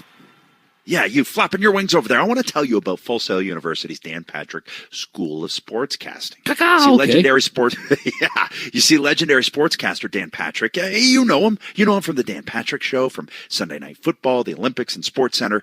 He's teamed up with Full Sail University to offer an accelerated bachelor's degree in sportscasting. Wow, that's huge. Full Sail University combines hands-on learning, immersive projects, and faculty with real-world experience to prepare students for life in the media industry. And for the Dan Patrick School of Sportscasting, they brought in some of sports media's best to be part of this program. Longtime ESPN producer and multi-time Emmy winner Gus Ramsey is heading up the program. We know Gus. We know him really well. He was on the E&C show. Gus the Bus. Yeah. Well, sportscasting pros such as Sage Steele, Jay Harris, Bill Simmons, and many more, well, they're all involved. Students will learn sportscasting inside and out, on camera, behind the camera, podcasting, and you can definitely do it better than us, radio, interviewing, and everything in between. At Full Sail University's Dan Patrick School of Sportscasting, you can earn a bachelor's degree in about half the time, as short as 20 months. And you can choose to earn your degree online or on Full Sail's campus in Orlando, Florida. To learn more about Full Sail University's Dan Patrick School of Sportscasting, go to fullsail.edu/awesomeness. So now you're with WWF. You're now Gangrel. How does that all come about? Is it through Russo? You're having that conversation, and then we'll get into us and the Brood and all that. Well, there was there was kind of a thing with the name too, right? Like Gangrel is more of the name of I think you said like a is in the White Wolf. Yeah, right? like White Wolf, right? So I gave this whole since since '91, honestly. And Bruce Prichard will tell you this, and anybody that's been around, I've been trying to do that vampire thing. Like, I got hired in Memphis because I had a tryout in WWE doing a vampire thing, and they were like, get the hell out of here. And but Jerry Lawler came up and said, hey, man, you want to come to Memphis? I love that. Lawler loved monsters and stuff, right? He was a little bit ahead. Yeah. He liked monsters and comic book kind of stuff. So so the whole time I've been trying to push this thing, I kept telling him, man, like, dude, vampires aren't going anywhere. You just got to be cool. And then, like, I was really big on the group because I said, because the Lost Boys, I got, I came up with it through the Lost Boys. And I said, man, they don't even got to win. It's got to be cool. They get their asses kicked. I'm telling you, people will like them. I mean, they're like, no. I don't know. I'm going, man, I'm telling you, nobody hates a vampire. I never heard anybody say I hate vampires. Except for like, I never heard anybody go, oh, Luke is a vampire. Damn it, I hate him. The girls usually go, oh, vampire. Oh. Or a little kid, like I never really heard anybody heal on vampires besides Vince McMahon. He didn't like it, but he But so I just kept giving him research through all these years, and then and then at that time when I was in the camp and stuff too, like I brung up, I said, look, it's such an underground thing. It's like Dungeons and Dragons role playing. I gave him this stuff from White Wolf Masquerade. I was just showing him that there was a community, out there that this isn't going to go anywhere. Like vampire movies. They're commenting, they're not, people don't hate on vampires. It'll be cool. And they're like, no, we don't get it. And then eventually Vince Russo was like, oh, I kind of get it. And then he pushed it and then it clicked in Bruce Prichard's head. Oh, I get what you're saying. Cause they were looking at this stuff. And when it comes to the name thing, I guess they had decided on a Friday that they were going to do this and that they needed a name. But like Vince McMahon looked down and he saw Gangrel in the research stuff. He goes, oh, there you go. I like that name, Gangrel. So, not knowing that it was going to be a copyright thing, not knowing that it was part of a game, I guess being at a weekend and they didn't send it. The lawyers overlooked it and didn't research it. So when it aired on that Monday, that bam, they got hit with all that the thing saying, hey, they had to lease the name and they owed them so many millions of dollars and this and this and that. So they ended up doing a five-year deal or something where they leased the name and had to advertise this and this and that. So I had heat from day one. First of all, he told me never use a vampire. Then Vince Russo got creative control, brung it in. Then the name friggin' gimmick came in there. This funny thing now is because I came back and did that Raw anniversary over the name. I did that battle, that 15-man, whatever, where I took a shitty bump for Al Snow from his head because I didn't know. I don't know, whatever. It was terrible. But the company that White Wolf sold to tried to sue Vince for like $5 million and then went to court. And then and they actually they filed papers against me because I was wrestling and doing some stuff with Gangrel. And when it came back in, the judge slammed the gavel and said, listen, the guy that's been wrestling as this idiot for whatever amount of times, that's Gangrel. This case is dismissed. Get out of here. So I had the character name now, but now I had I don't know, WWE, when that happened, they changed everything to David Heath, formerly Gangrel. I don't know if you see all that in the encyclopedias and stuff like that. Really? So they put so it says David Heath. And remember I did the E&C show, you told me it was held up in legal so long because of the Gangrel name. Oh, okay. Right? Remember, because I called you said, hey, you coming in? I go, hey, I haven't heard from you. You go, man, it's just been stuck in legal. That's I'm waiting to hear back legal. That's right. Oh, my gosh. Okay. So what has happened since then is since I opened the wrestling school, Gangrel's Wrestling Asylum, I had to plug that there. But I opened the wrestling school. Plug, man. We never plug. Somebody plug, damn it. Gangrel's Wrestling Asylum. Okay. Yeah, we'll plug it at the end, too. Okay, yeah. So I opened the school, and my business partner was like, hey, man, I got a good trademark lawyer. Why don't we just look into getting everything and do it right so nothing comes back and period, this and that.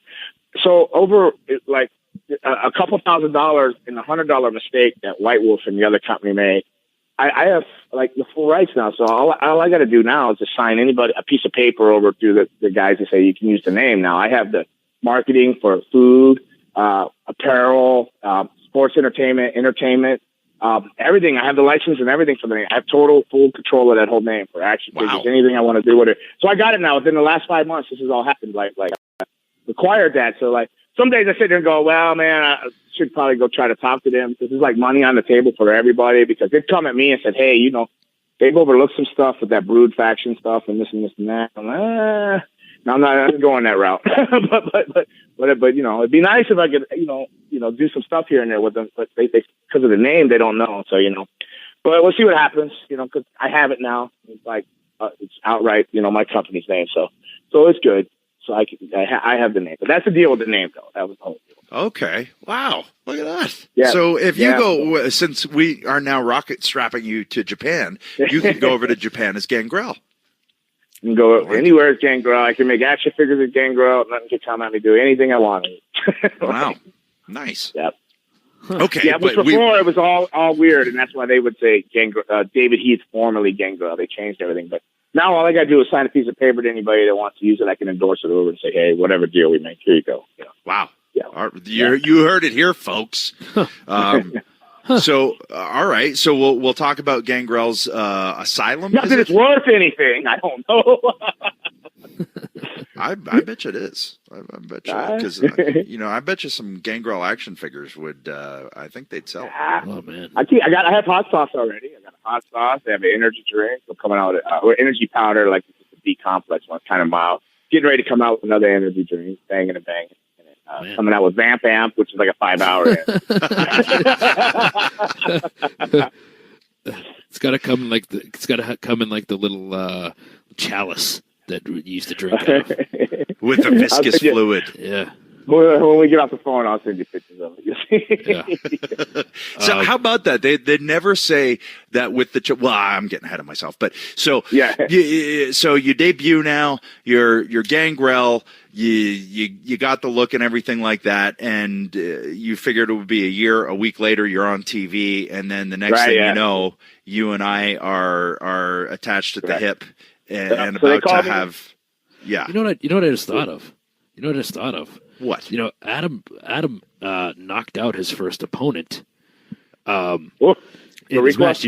Yeah, and I'm thinking maybe they saw that. Maybe they saw that. And they're like, well, maybe we should pair him up with Dave Heath. Maybe he'll learn not to be so stiff. He wants to work stiff. Watch this. Yeah.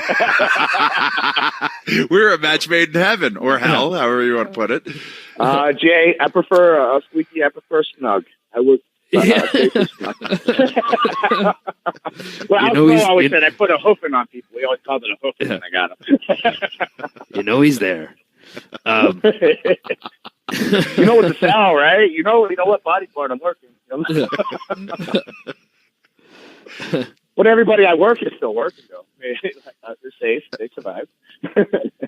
Yeah, true. Good point. So they call me on that Friday. So I go raid a Hot Topics. I literally walk in the mall on Saturday. Just buy out Hot Topics, show up there on a Sunday. So is that where the puffy shirt came from? Was from that? Oh man, yeah, that the puffy pirate shirt, yeah. Because they wanted me to cut my hair, and then they told me I had to lose all this weight and everything. The next thing you know, they said, "Oh, well, we want you to wear like a poet shirt and cut your hair like Billy Idol." And I said, "You seen the size of my head? Like, I'm not cutting my hair like Billy Idol. I look like Brian Knobs, you know." I ain't trying to look like Brian Knobs. I mean, I go through my periods when I was heavy in life and looked enough like Knobs with hair. I'm not going to cut it and spike it and look like Knobs anymore. No. It's a nice day for a white wedding. Right? With the corral. But it was better than the riot crap they wanted to stick you with. Yeah, well, and they wanted me to dress like a poet at one point too. And read poems. He would have been Heidenreich. That was Heidenreich's future. You left that for Heidenreich. Yeah, I left it for him. That and the New Midnight Express. I left those ones behind me. You probably would have been smart enough just to jump off the podium and say, "What the hell with it? I'm done." I'll see you back in a couple years, folks. That's my poetry. I'm out of here. But yeah, so they and they go, "Oh well, we'll have you work with like Adam, we're gonna call his edge and this and this, and I go, well, we have a story. No, he's just gonna come out of the rafters and whatever. You know the deal. Like I tried to figure it out. I think we asked each other, do you know the storyline? You know, well, we're from some village from back in the past or something. A village, okay? I had no idea. And then so we're feuding and we're having some like good matches, and all I remember is like Kurt Angle later told me, he says, man, Dave, I'd sit in the meetings and they would say you never had any offense. I said, Kurt, I had an offense. They took everything away. He told me every house show I did with Adam, we'd work, and every night they'd come back and say, you can't do that no more. The main event got upset with this, or you got to take this out. Nobody's going to take that from you. Or this, and it's like, well, by then I just went back to what I know best, just selling, which kind of ultimately killed me off because, you know, no offense, you know, you got to be aggressive with an offense. You know, that's one thing about Squeaky. That dude will put his offense in. He knows where to put it. And Jay, I'll tell this about you too, man. And I tell people all the time about, if I had a company and all the money in the world, I would bring you in just to put matches together. You could put a match in for anybody, get anybody over. Like, you know, I'd want big guys come back in. I like that attitude there. With, like, everybody was mixed, everybody had a storyline, but you could put a match together with anybody, and you still get your shit over without burying them, but you still get your point across. But still be a match in the end, and nobody would say nothing. That was a really good match. You know? Thanks, man. Thanks. No, I appreciate that. I mean, I don't know what to say. You've humbled me. I didn't humble you. I let you carry me. Put it together. It would sound sketchy at first, but by the end of it, and I go back home and watch it on TV, I go, he took care of me. Yeah, Squeaky got his shit in, but he didn't carry me. Squeaky. They were going to fire me over the one time. You know, I got so much heat at the General Motor Center. Remember that? Vancouver, yeah. Vancouver, because you didn't want to do the job. You're like, why me? Why me? Why no, me? I don't think we didn't have a finish. And however before the pay-per-view, we didn't have a finish. No, I don't think that we did. I think we were winning, and I was like, yeah, we won, and I think I was pissed because.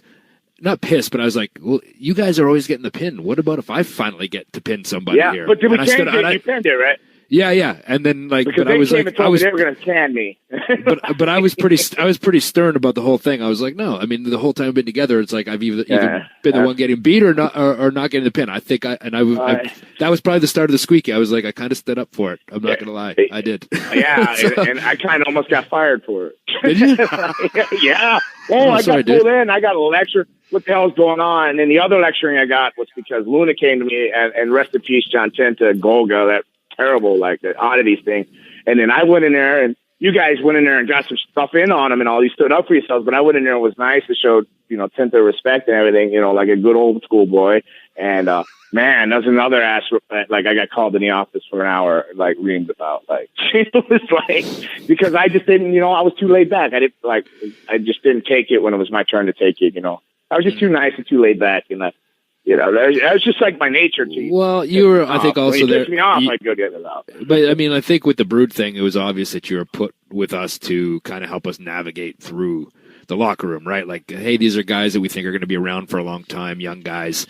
You know, put them with a veteran guy who had a lot of respect from a lot of people who'd been around the block a few times, and also brought that like kind of more laid-back demeanor that maybe two young, spry upstarts needed, right?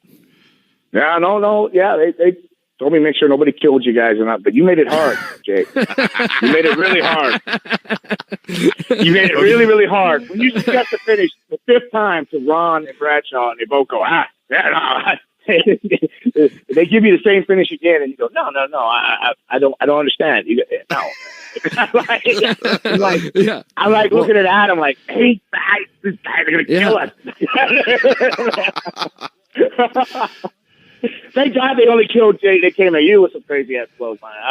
They were actually great to me. What I'm saying is, it didn't matter with that. If something didn't make sense to me, I would always try to talk about it and figure out why it didn't make sense. I'm like, this doesn't make sense to me. That's why I always got respect for you. You stood up and you held your ground, and it worked for you. But you ended up squeaky after that. It wasn't even necessary for me. It was, you know, I always felt like I was working for the match, you know, trying to do the best thing for the match. Like, how are we going to get the best reaction out of what it is we're doing? Let's fucking break it down and figure it out. That's how I looked at it. Okay, before we go any further, I really have to pee. Okay, let me go pee real quick. We're gonna pause. I had a yerba mate. Hold on one sec.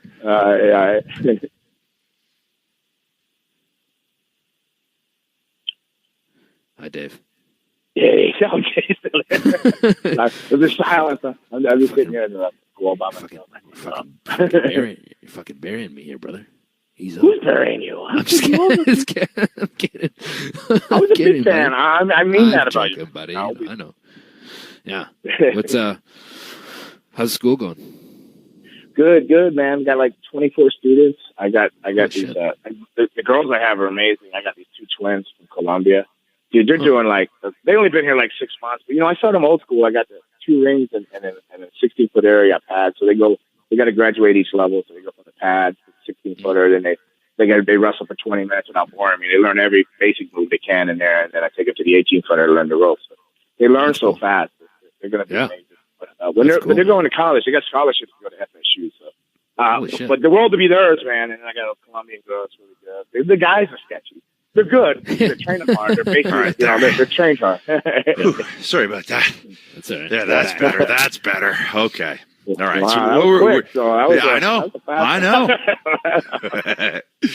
All right. So now we're okay. First, you and I have our program, which we don't know what's happening. We don't know what's going on. We don't know the story. Neither one of us. I just know you had the longest walk in history to get to the ring, too. Oh man, bless Jim Dodson's heart, man. He made that path for me every night. Somebody tweeted me this week and said, "Who is that huge guy that used to get you to the ring?" And it was Jim Dodson.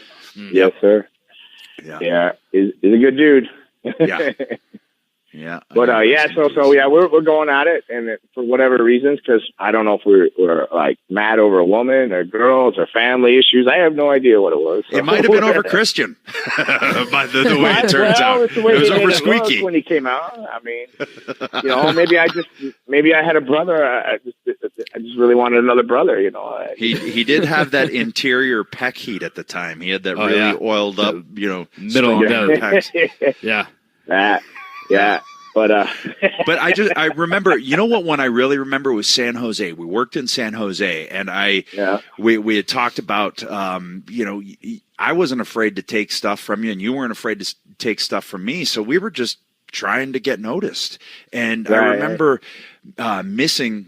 I've seen it back since. Like, oh my God, that was not a good idea. I missed that dive over the top rope and landed on my face. It was really good, though. It should have.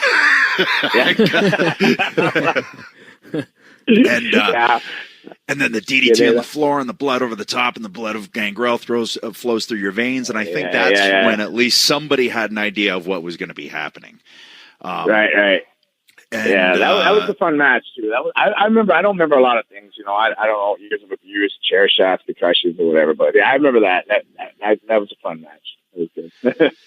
Yeah, and then as it seemed like we're kind of like, okay, cool, here we are. Now we're going to be attached to the hip here. We're going to be working, and then okay, we're going to bring in Christian or Jay as your brother, Christian, and okay, and still, I just assumed, okay, now I'm going to be feuding both of you, and then the next week they're like, no, you're going to go together, and you're the Brood.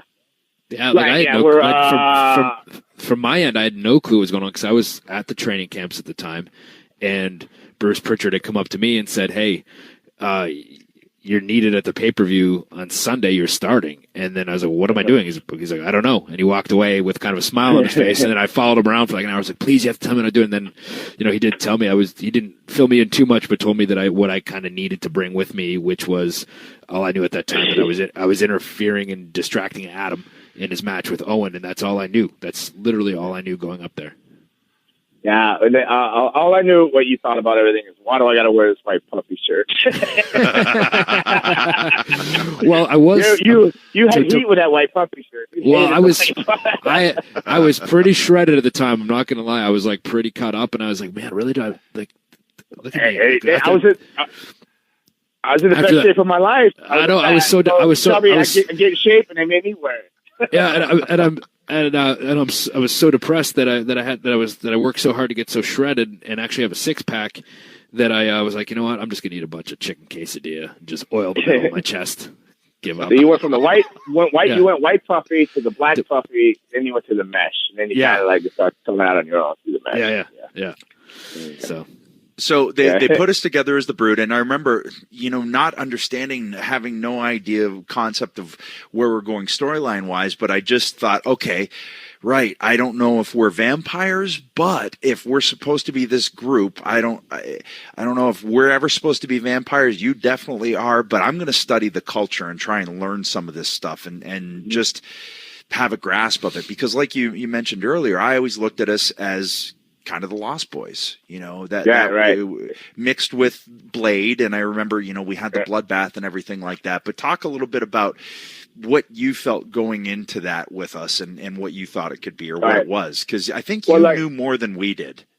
Well, I was always pushing that whole a group of vampires, the Lost Boys being cool. And I liked the different things, because I don't know if you noticed, like all the dudes kind of liked me, and the really old women, like 50 plus or 40 plus, right? Then, of course, you, Adam, you had all the hot chicks, and all the dudes hated you.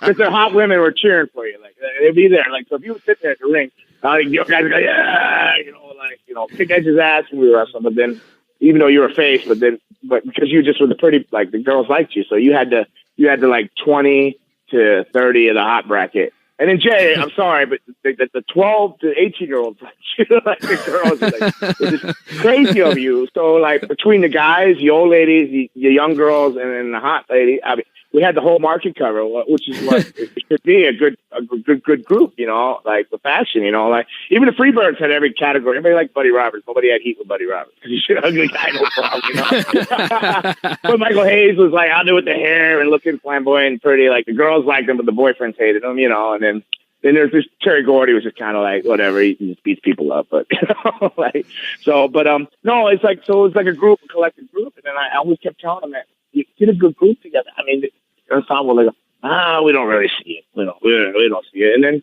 they didn't tell me nothing. And then one day they give us a thing, and I said, okay, you go out there. Me and Jerry get destroyed by Kane, and you just run out, and you like clip his leg or something, and then next thing you know, we just leave off together, and they don't even explain. They go, oh, wait, Edge just what? And then we go off, and then we're back tagging. And they never, to my knowledge, ever explained why. No, I don't. They didn't tell me why. It's not even in the back. So nor on TV did I think they ever explain it. And then I think it just became its own cool thing. We morphed into your cool entrance up through the stage with the fire where we almost got burned every night, and because that was that was built for one person, and that was you. And one person with really wide shoulders. So now you try and cram two other people on that thing, and it was not built for it. I was always worried that you're going to become one with your PVC black jacket or whatever that thing was. I have a lot of melted PVC jackets. Yep. Well, the thing is, too, like, that people didn't realize about that elevator, too. Like, the entrance was so cool. And whenever people heard that breathing right at the start of the song, like, you knew people, like, they loved it. They loved the entrance, and they came up. They were loud. But when we had to go underneath the stage to get on that elevator to raise it up, if we actually stood on it and stood up, like, our heads would be sticking out the top. We had to get in there and, like, squat down. And then when the music started and they started lifting it, we had to kind of stand up with it accordingly, according to the pace you had to rise right? a little bit ahead of it.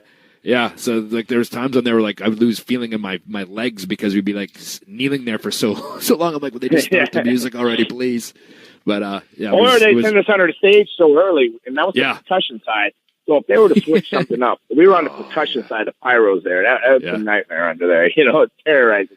So you're under there sweating and everything. You got the white shirts on, so you come up and just you're already like the shirt stuck to you. You're white, the heat of the fire, and then and then some of these matches, sometimes you like to be able to go back and go, did I understand this right? Because the finishes could be a bit long and complex sometimes. You're like, oh, it's too late now. We're under here. I guess, it is what it is, and then like Jay said, you're bent over, and if you got any kind of bad knees or knee pads on, you lose the circulation and you got to rise up.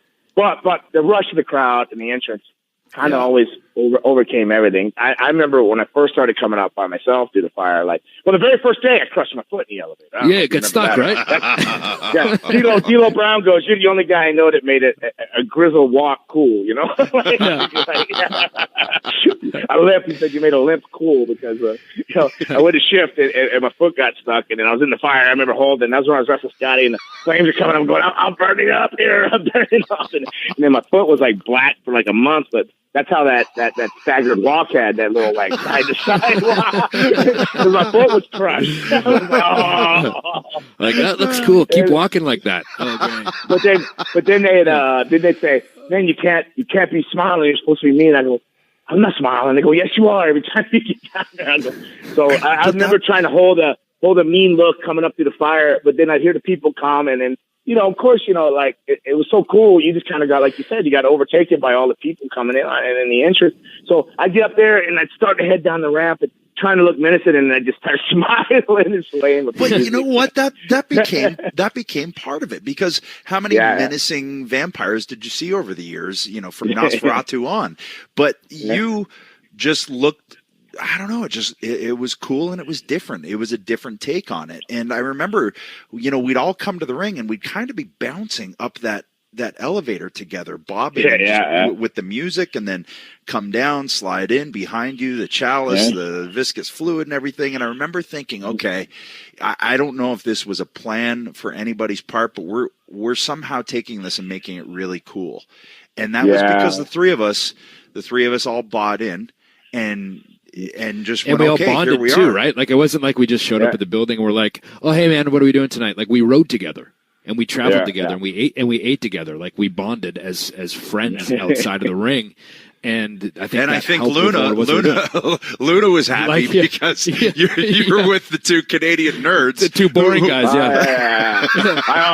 She was all good when I rode with you, but when I rode with like Road Dogg and Jared and Bob, and then when I came back and started riding with Benoit and Guerrero, like Eddie and her fought all the time. He says, "Let me talk to Mom." I go, "You don't want to talk to her." "No, let me talk to her." Next thing you know, I hear him talking in Spanish. I go, "David, I just can't. That woman." I said, "I told you that." She's like, "You'll never learn that your Latin temper and that craziness or her lunacy." Rest in peace, all three of them, man. Crazy, right? Yeah, crazy.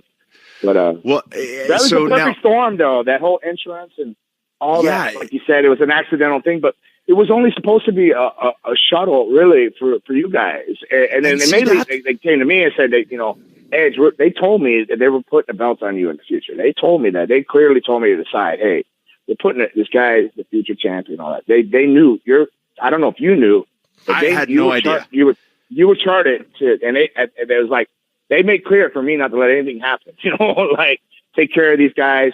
Make sure nothing happens. Like, make sure this, everything's cool there. And and I was cool with that station in life. Hell, that the brew thing wasn't supposed to be anything. And what happened is it started gaining momentum, and it like and unstoppable. It's kind of like a wildfire, like it was burning here, and then it jumped here, and it jumped there, and it was starting to get out of control. And I remember talking to you about it. I don't know if you remember. And they go, I said, man, this is coming to an end soon. You go, no, it can't come. Well, the thing is, too, then like, it hit another level too when we started the bloodbaths, right? Like that, right? Put another layer there that people are like, oh shit.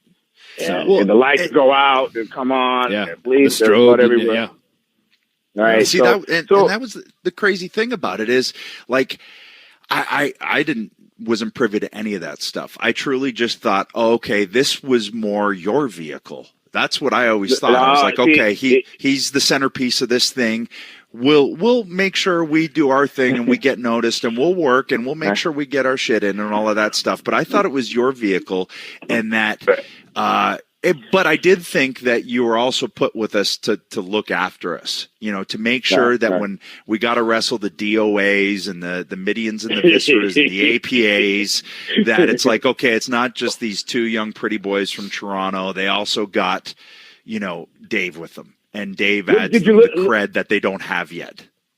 A little did you know it was a job squad that'd be our biggest nemesis. Right? Pissing Al off and stuff,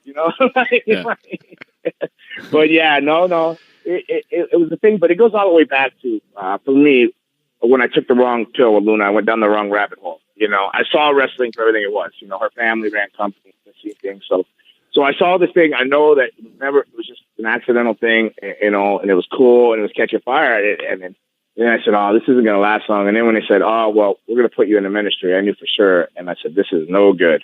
This is no good. And I can remember the day to a T. I don't remember the building, but I remember the moment. And I think I said something to you on the stage. I don't know if you remember this or not. Well, they made the whole ministry come out and line up on the stage, right? And the people were like, ministry sucks, boo. And then the next thing you know, it just started a surge in the building. It was like, brood, brood, brood, brood. The whole building chanting brood. And we're down there on the end of the ministry. And I don't know if you remember this, but I leaned over to you and said, oh, we're done. Yeah, we're done. You go, why would you say that? We need this. Why are you saying that? I go, because you had a response like that. And I go, no, we're done. And then like 2 weeks later, they go, we don't really necessarily see you in the ministry. We're going to have you feud the ministry. And I go, absolutely done. It's done there. And then shortly after that feud, they came to me and said, David, Vince McMahon himself came to me and this was, you're the brood. I said, here it is. Here it is. There's the voice. Here it is. So I'll tell you how it happened. I think you remember this, Dave. But at one point, at least this is when Jay and I were told, because I truly assumed, okay, we're not with the ministry because they're trying to be heels, and we're getting this kind of this reaction that isn't heel. And I remember we had our second T-shirt out, and it was coming out that day. And I remember Terry Taylor walking up to us and pointing at me and going, babyface, pointing at you, going heel, pointing at Jay and going, I don't know. Yeah. We're like, his words to me might have been jobber, actually. I don't know. But I just remember being so confused. I was like, how is this happening now? Like I mean, even though we're wrestling the Job Squad and we're doing all of these like kind of inconsequential matches, to be perfectly honest, you can't let a wire out of control, man. It gets too big. It consumes everything. This was not your shuttle. This was not your plan. The Brood was not your plan. The Brood, if you would have stayed in it any longer, if we all would have stayed in that faction any longer, you would have just been on the Brood. Think about it. It was only not even a year probably that we had to run together. Seriously. No, and not even a year. But think about the lasting impact that year did. Imagine if you did 2 years or if you even did 3. You would have been married to it for life. And they knew that. They knew they couldn't leave you in that. Like, that's the way I looked at it. I knew that they couldn't leave you in it. They would leave no future for you out of it because it was getting so big, so fast, and so hard. It would have been the Brood. It would have been like, that's it. It's the Brood, like this, and they didn't want you stereotyped into that, stereotyped into that. They would have lost what they wanted for you. You had a whole other, another level that you were going. It wasn't in this Brood. This thing was just a shuttle to figure out how to get us working and bring us in or to bring you guys in at some point to elevate you to your levels. But because that thing was going so fast and so out of control, you would have been. That's it. Think about the year. If you think about it, you go places. I know me. They go, oh, the Brood, the Brood, the Brood. They don't really go like Gangrel, this and that to me. They go, no, the Brood stuff was so awesome. If we would have spent more than a year, if that would have went any longer, there might have been a point to no return, and they might would have lost their long term. I never even thought about like that. It goes back to that pill I took with Luna, man. Seriously, you just kind of blew my mind because there are people still to this day that come up and go, man, the Brood. Like, it's always mentioned. The Brood still in that 9 months that we were together doing that thing, it still resonated to the point where people all these years later. So that's an amazing point. I mean, don't get me wrong. I was sad and upset about it, but I also knew that was a fact. I was too. Like that's in the business end. I knew what they were doing. They didn't have to explain it to me. I mean, I could see that. I just sit back. I don't get into politics. I don't argue about finishes and that. You notice I'll just sit in the back, whatever. I'll do whatever you want. But at the same time, I'm not naive. I watch, and it's just my opinion. Everybody has an opinion, but I'm pretty positive. That's what the deal was there. Huh? Yeah. Wow. That's pretty deep. I didn't even think about that. But what's funny is like talking about the longevity of it, yeah, it wasn't even around a year, and like we've touched on earlier, like people still talk to all of us about it this day. Like, I mean, I've done Comic-Cons and had people that run Comic-Cons say to me, like, "Oh, has anybody ever done a Brood reunion at a Comic-Con?" I'm like, "No." And like that, people talk to me about that. It just shows you, like, if it had gone on longer, how big would it have gotten? You know? Yeah, I'll tell you, like, it's funny because, like, I left when I saw you the last time at that WrestleCon or whatever that was, Jay.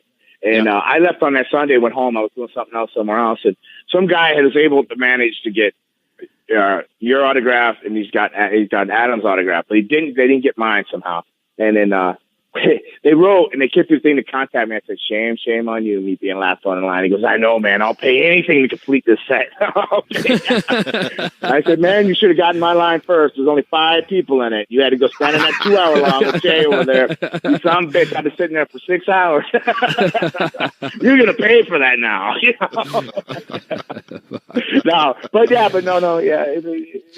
It's a weird thing. And, there's another guy. He's like, oh, I didn't get to get this. He's like, I guess you guys signed some stuff for him or something. Sean Jacoby. I'm like, dude, you're F now, buddy. You're the last one. I got the leverage now. I may be working in front of 300 people in the high school, but I got leverage now on you, brother. You need that sign to complete that. But that's how cool the booth was. It's how rare, like getting all 3 of our signatures on one thing is too.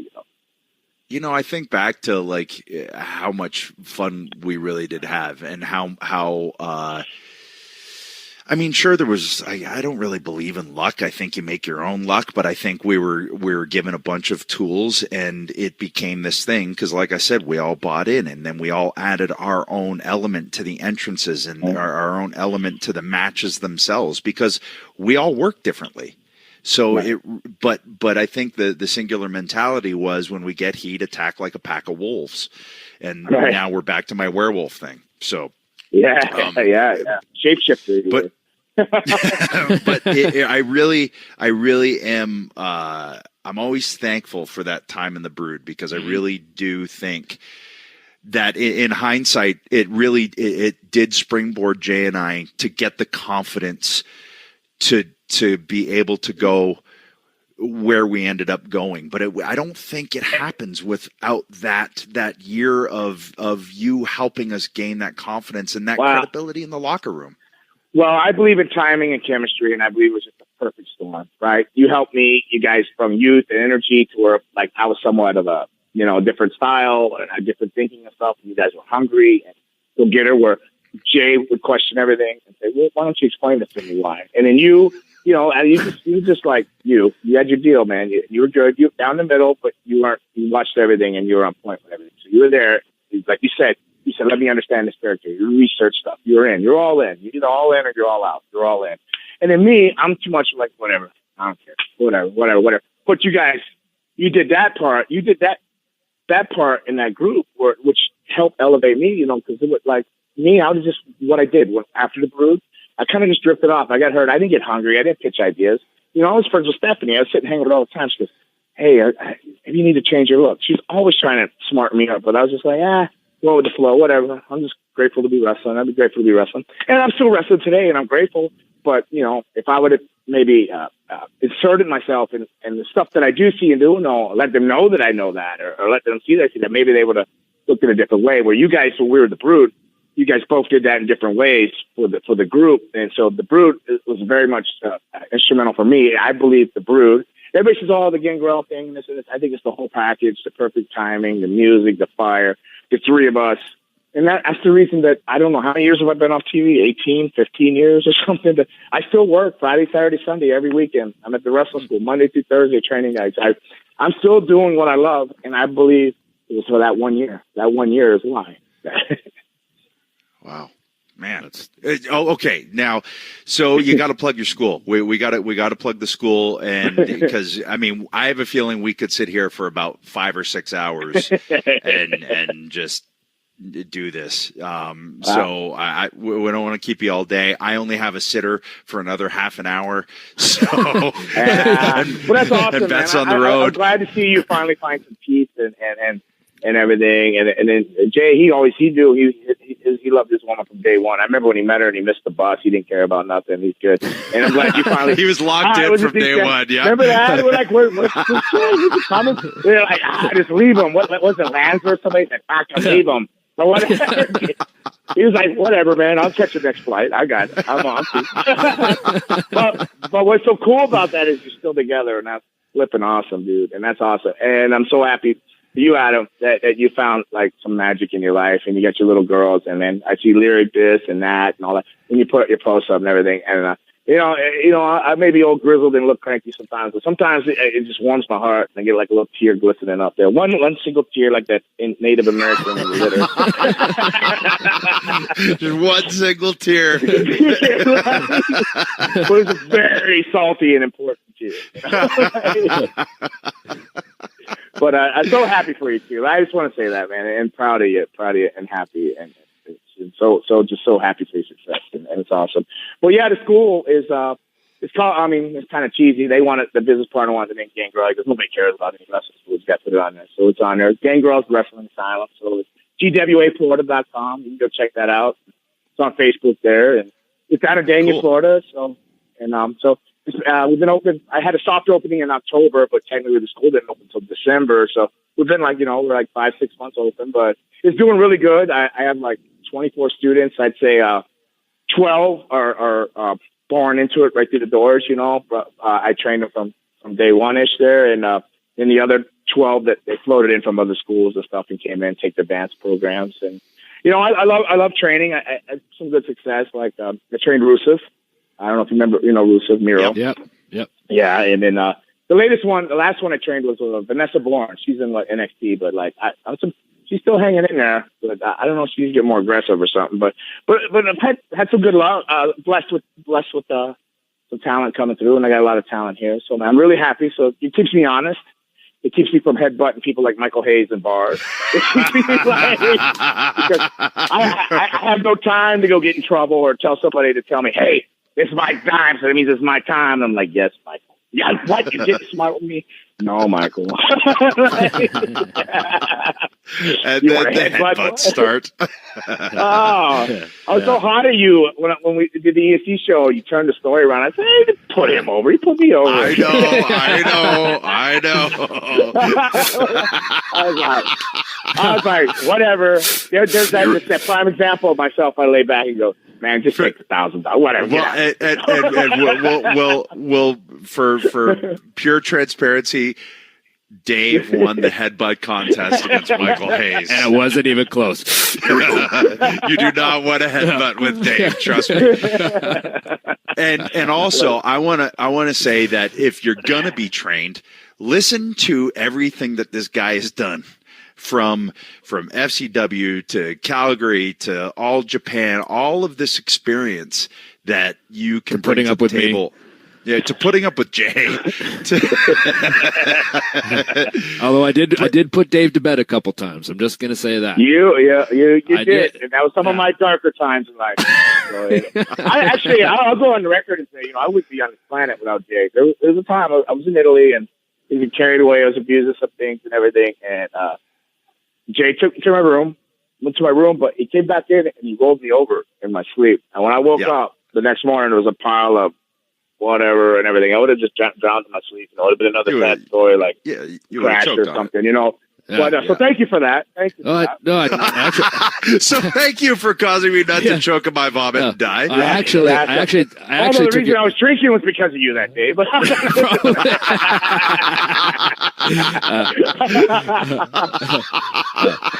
I actually took your room key and I came in like every 45 minutes to check on you. Actually, I knew you loved me, man.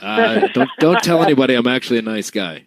No, man. You're both are tremendous. It is like he's totally awesome, man. You guys are good, man. And man. So life's good, man. I can't get in trouble, man. I'm at school. I'm so happy. It's like I got 24 kids now, and so that's keeping me busy and being on the road on the weekends.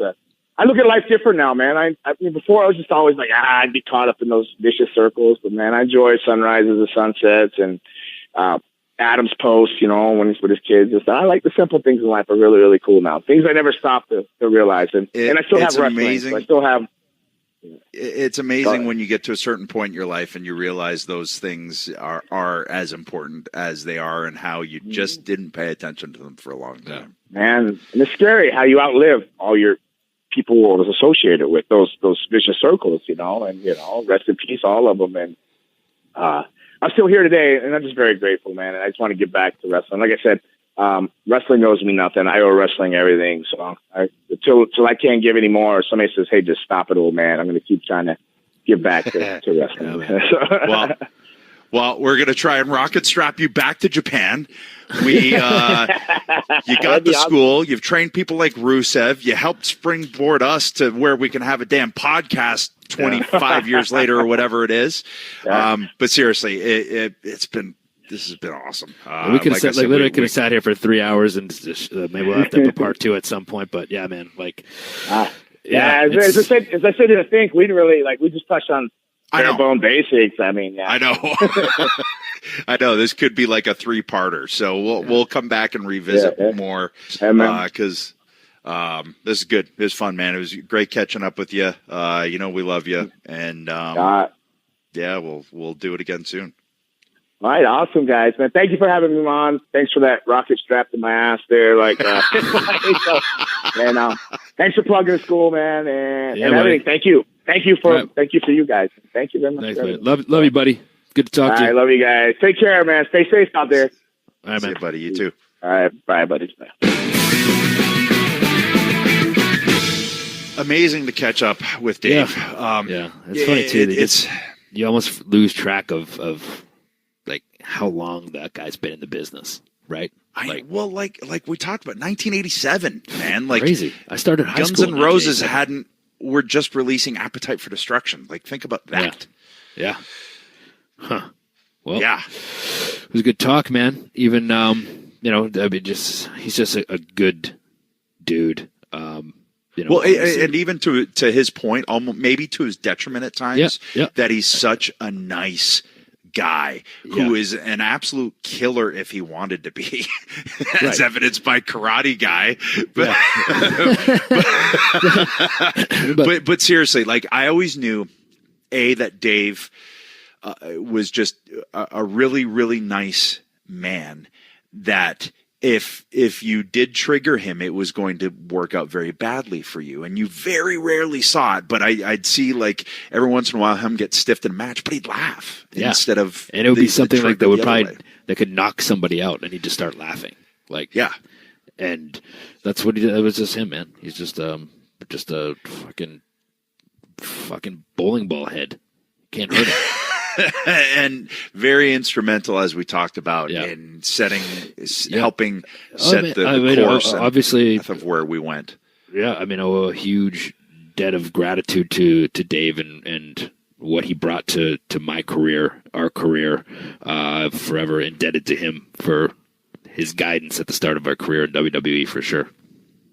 Yeah, great catching up with him. Well, like we said, it could be that could be a 3-parter, to be perfectly honest, because we barely scratched the surface. And I know it's hard. You want to get in so much stuff, but you only have so many hours in the day. So hopefully that appeased you hosers until we can get to part 2 and probably part 3 and maybe even part 4 with Gangrel. You can follow him at Gangrel13 on the Twitter. And I'm still getting used to the Instagram thing, so I don't know if he has an Instagram, to be perfectly honest. I should start using my Instagram. Yeah. I don't know what to add to that. Yeah. Paul Smacker should get himself an Instagram, brother. Wait. This I think I found this was pre-recorded before I jumped in the ocean, brother. They want to see pictures of roll-ups. They want to see me rolling up. Oh, jeez. He's gone. There he goes. Well, good, because I wanted to mention that Dave is on Instagram at Gangrel David Heath. All right. How about that? Gangrel David Heath. Yes. So, that was a little trip down memory lane this week. Hope you all enjoyed it. Until next week. And Jay, you're heading to the States, so I got it. Plug yourself. What if you shut the fuck up? I'm going to Eternal Con in Long Island at the Nassau County Coliseum. I'll be there Saturday and Sunday signing autographs and all that other kind of bullshit. But I'll be there, hanging out for you marks. Just come look at me. Come look at me. Hey, looking's free. Oh. Yeah. Wild person. Anyway, okay. Maybe you'll actually take up Mega Matt and hop off your wallet and buy lunch for him. I always buy that guy stuff. He owes me. Yeah. All right. All right. Gotta go. See ya. Oh, and just What? let's leave with that visual of Gangrel headbutting the shit out of Michael Hayes. Just think about that as we fade away here. Here we go. Here we go. Whack.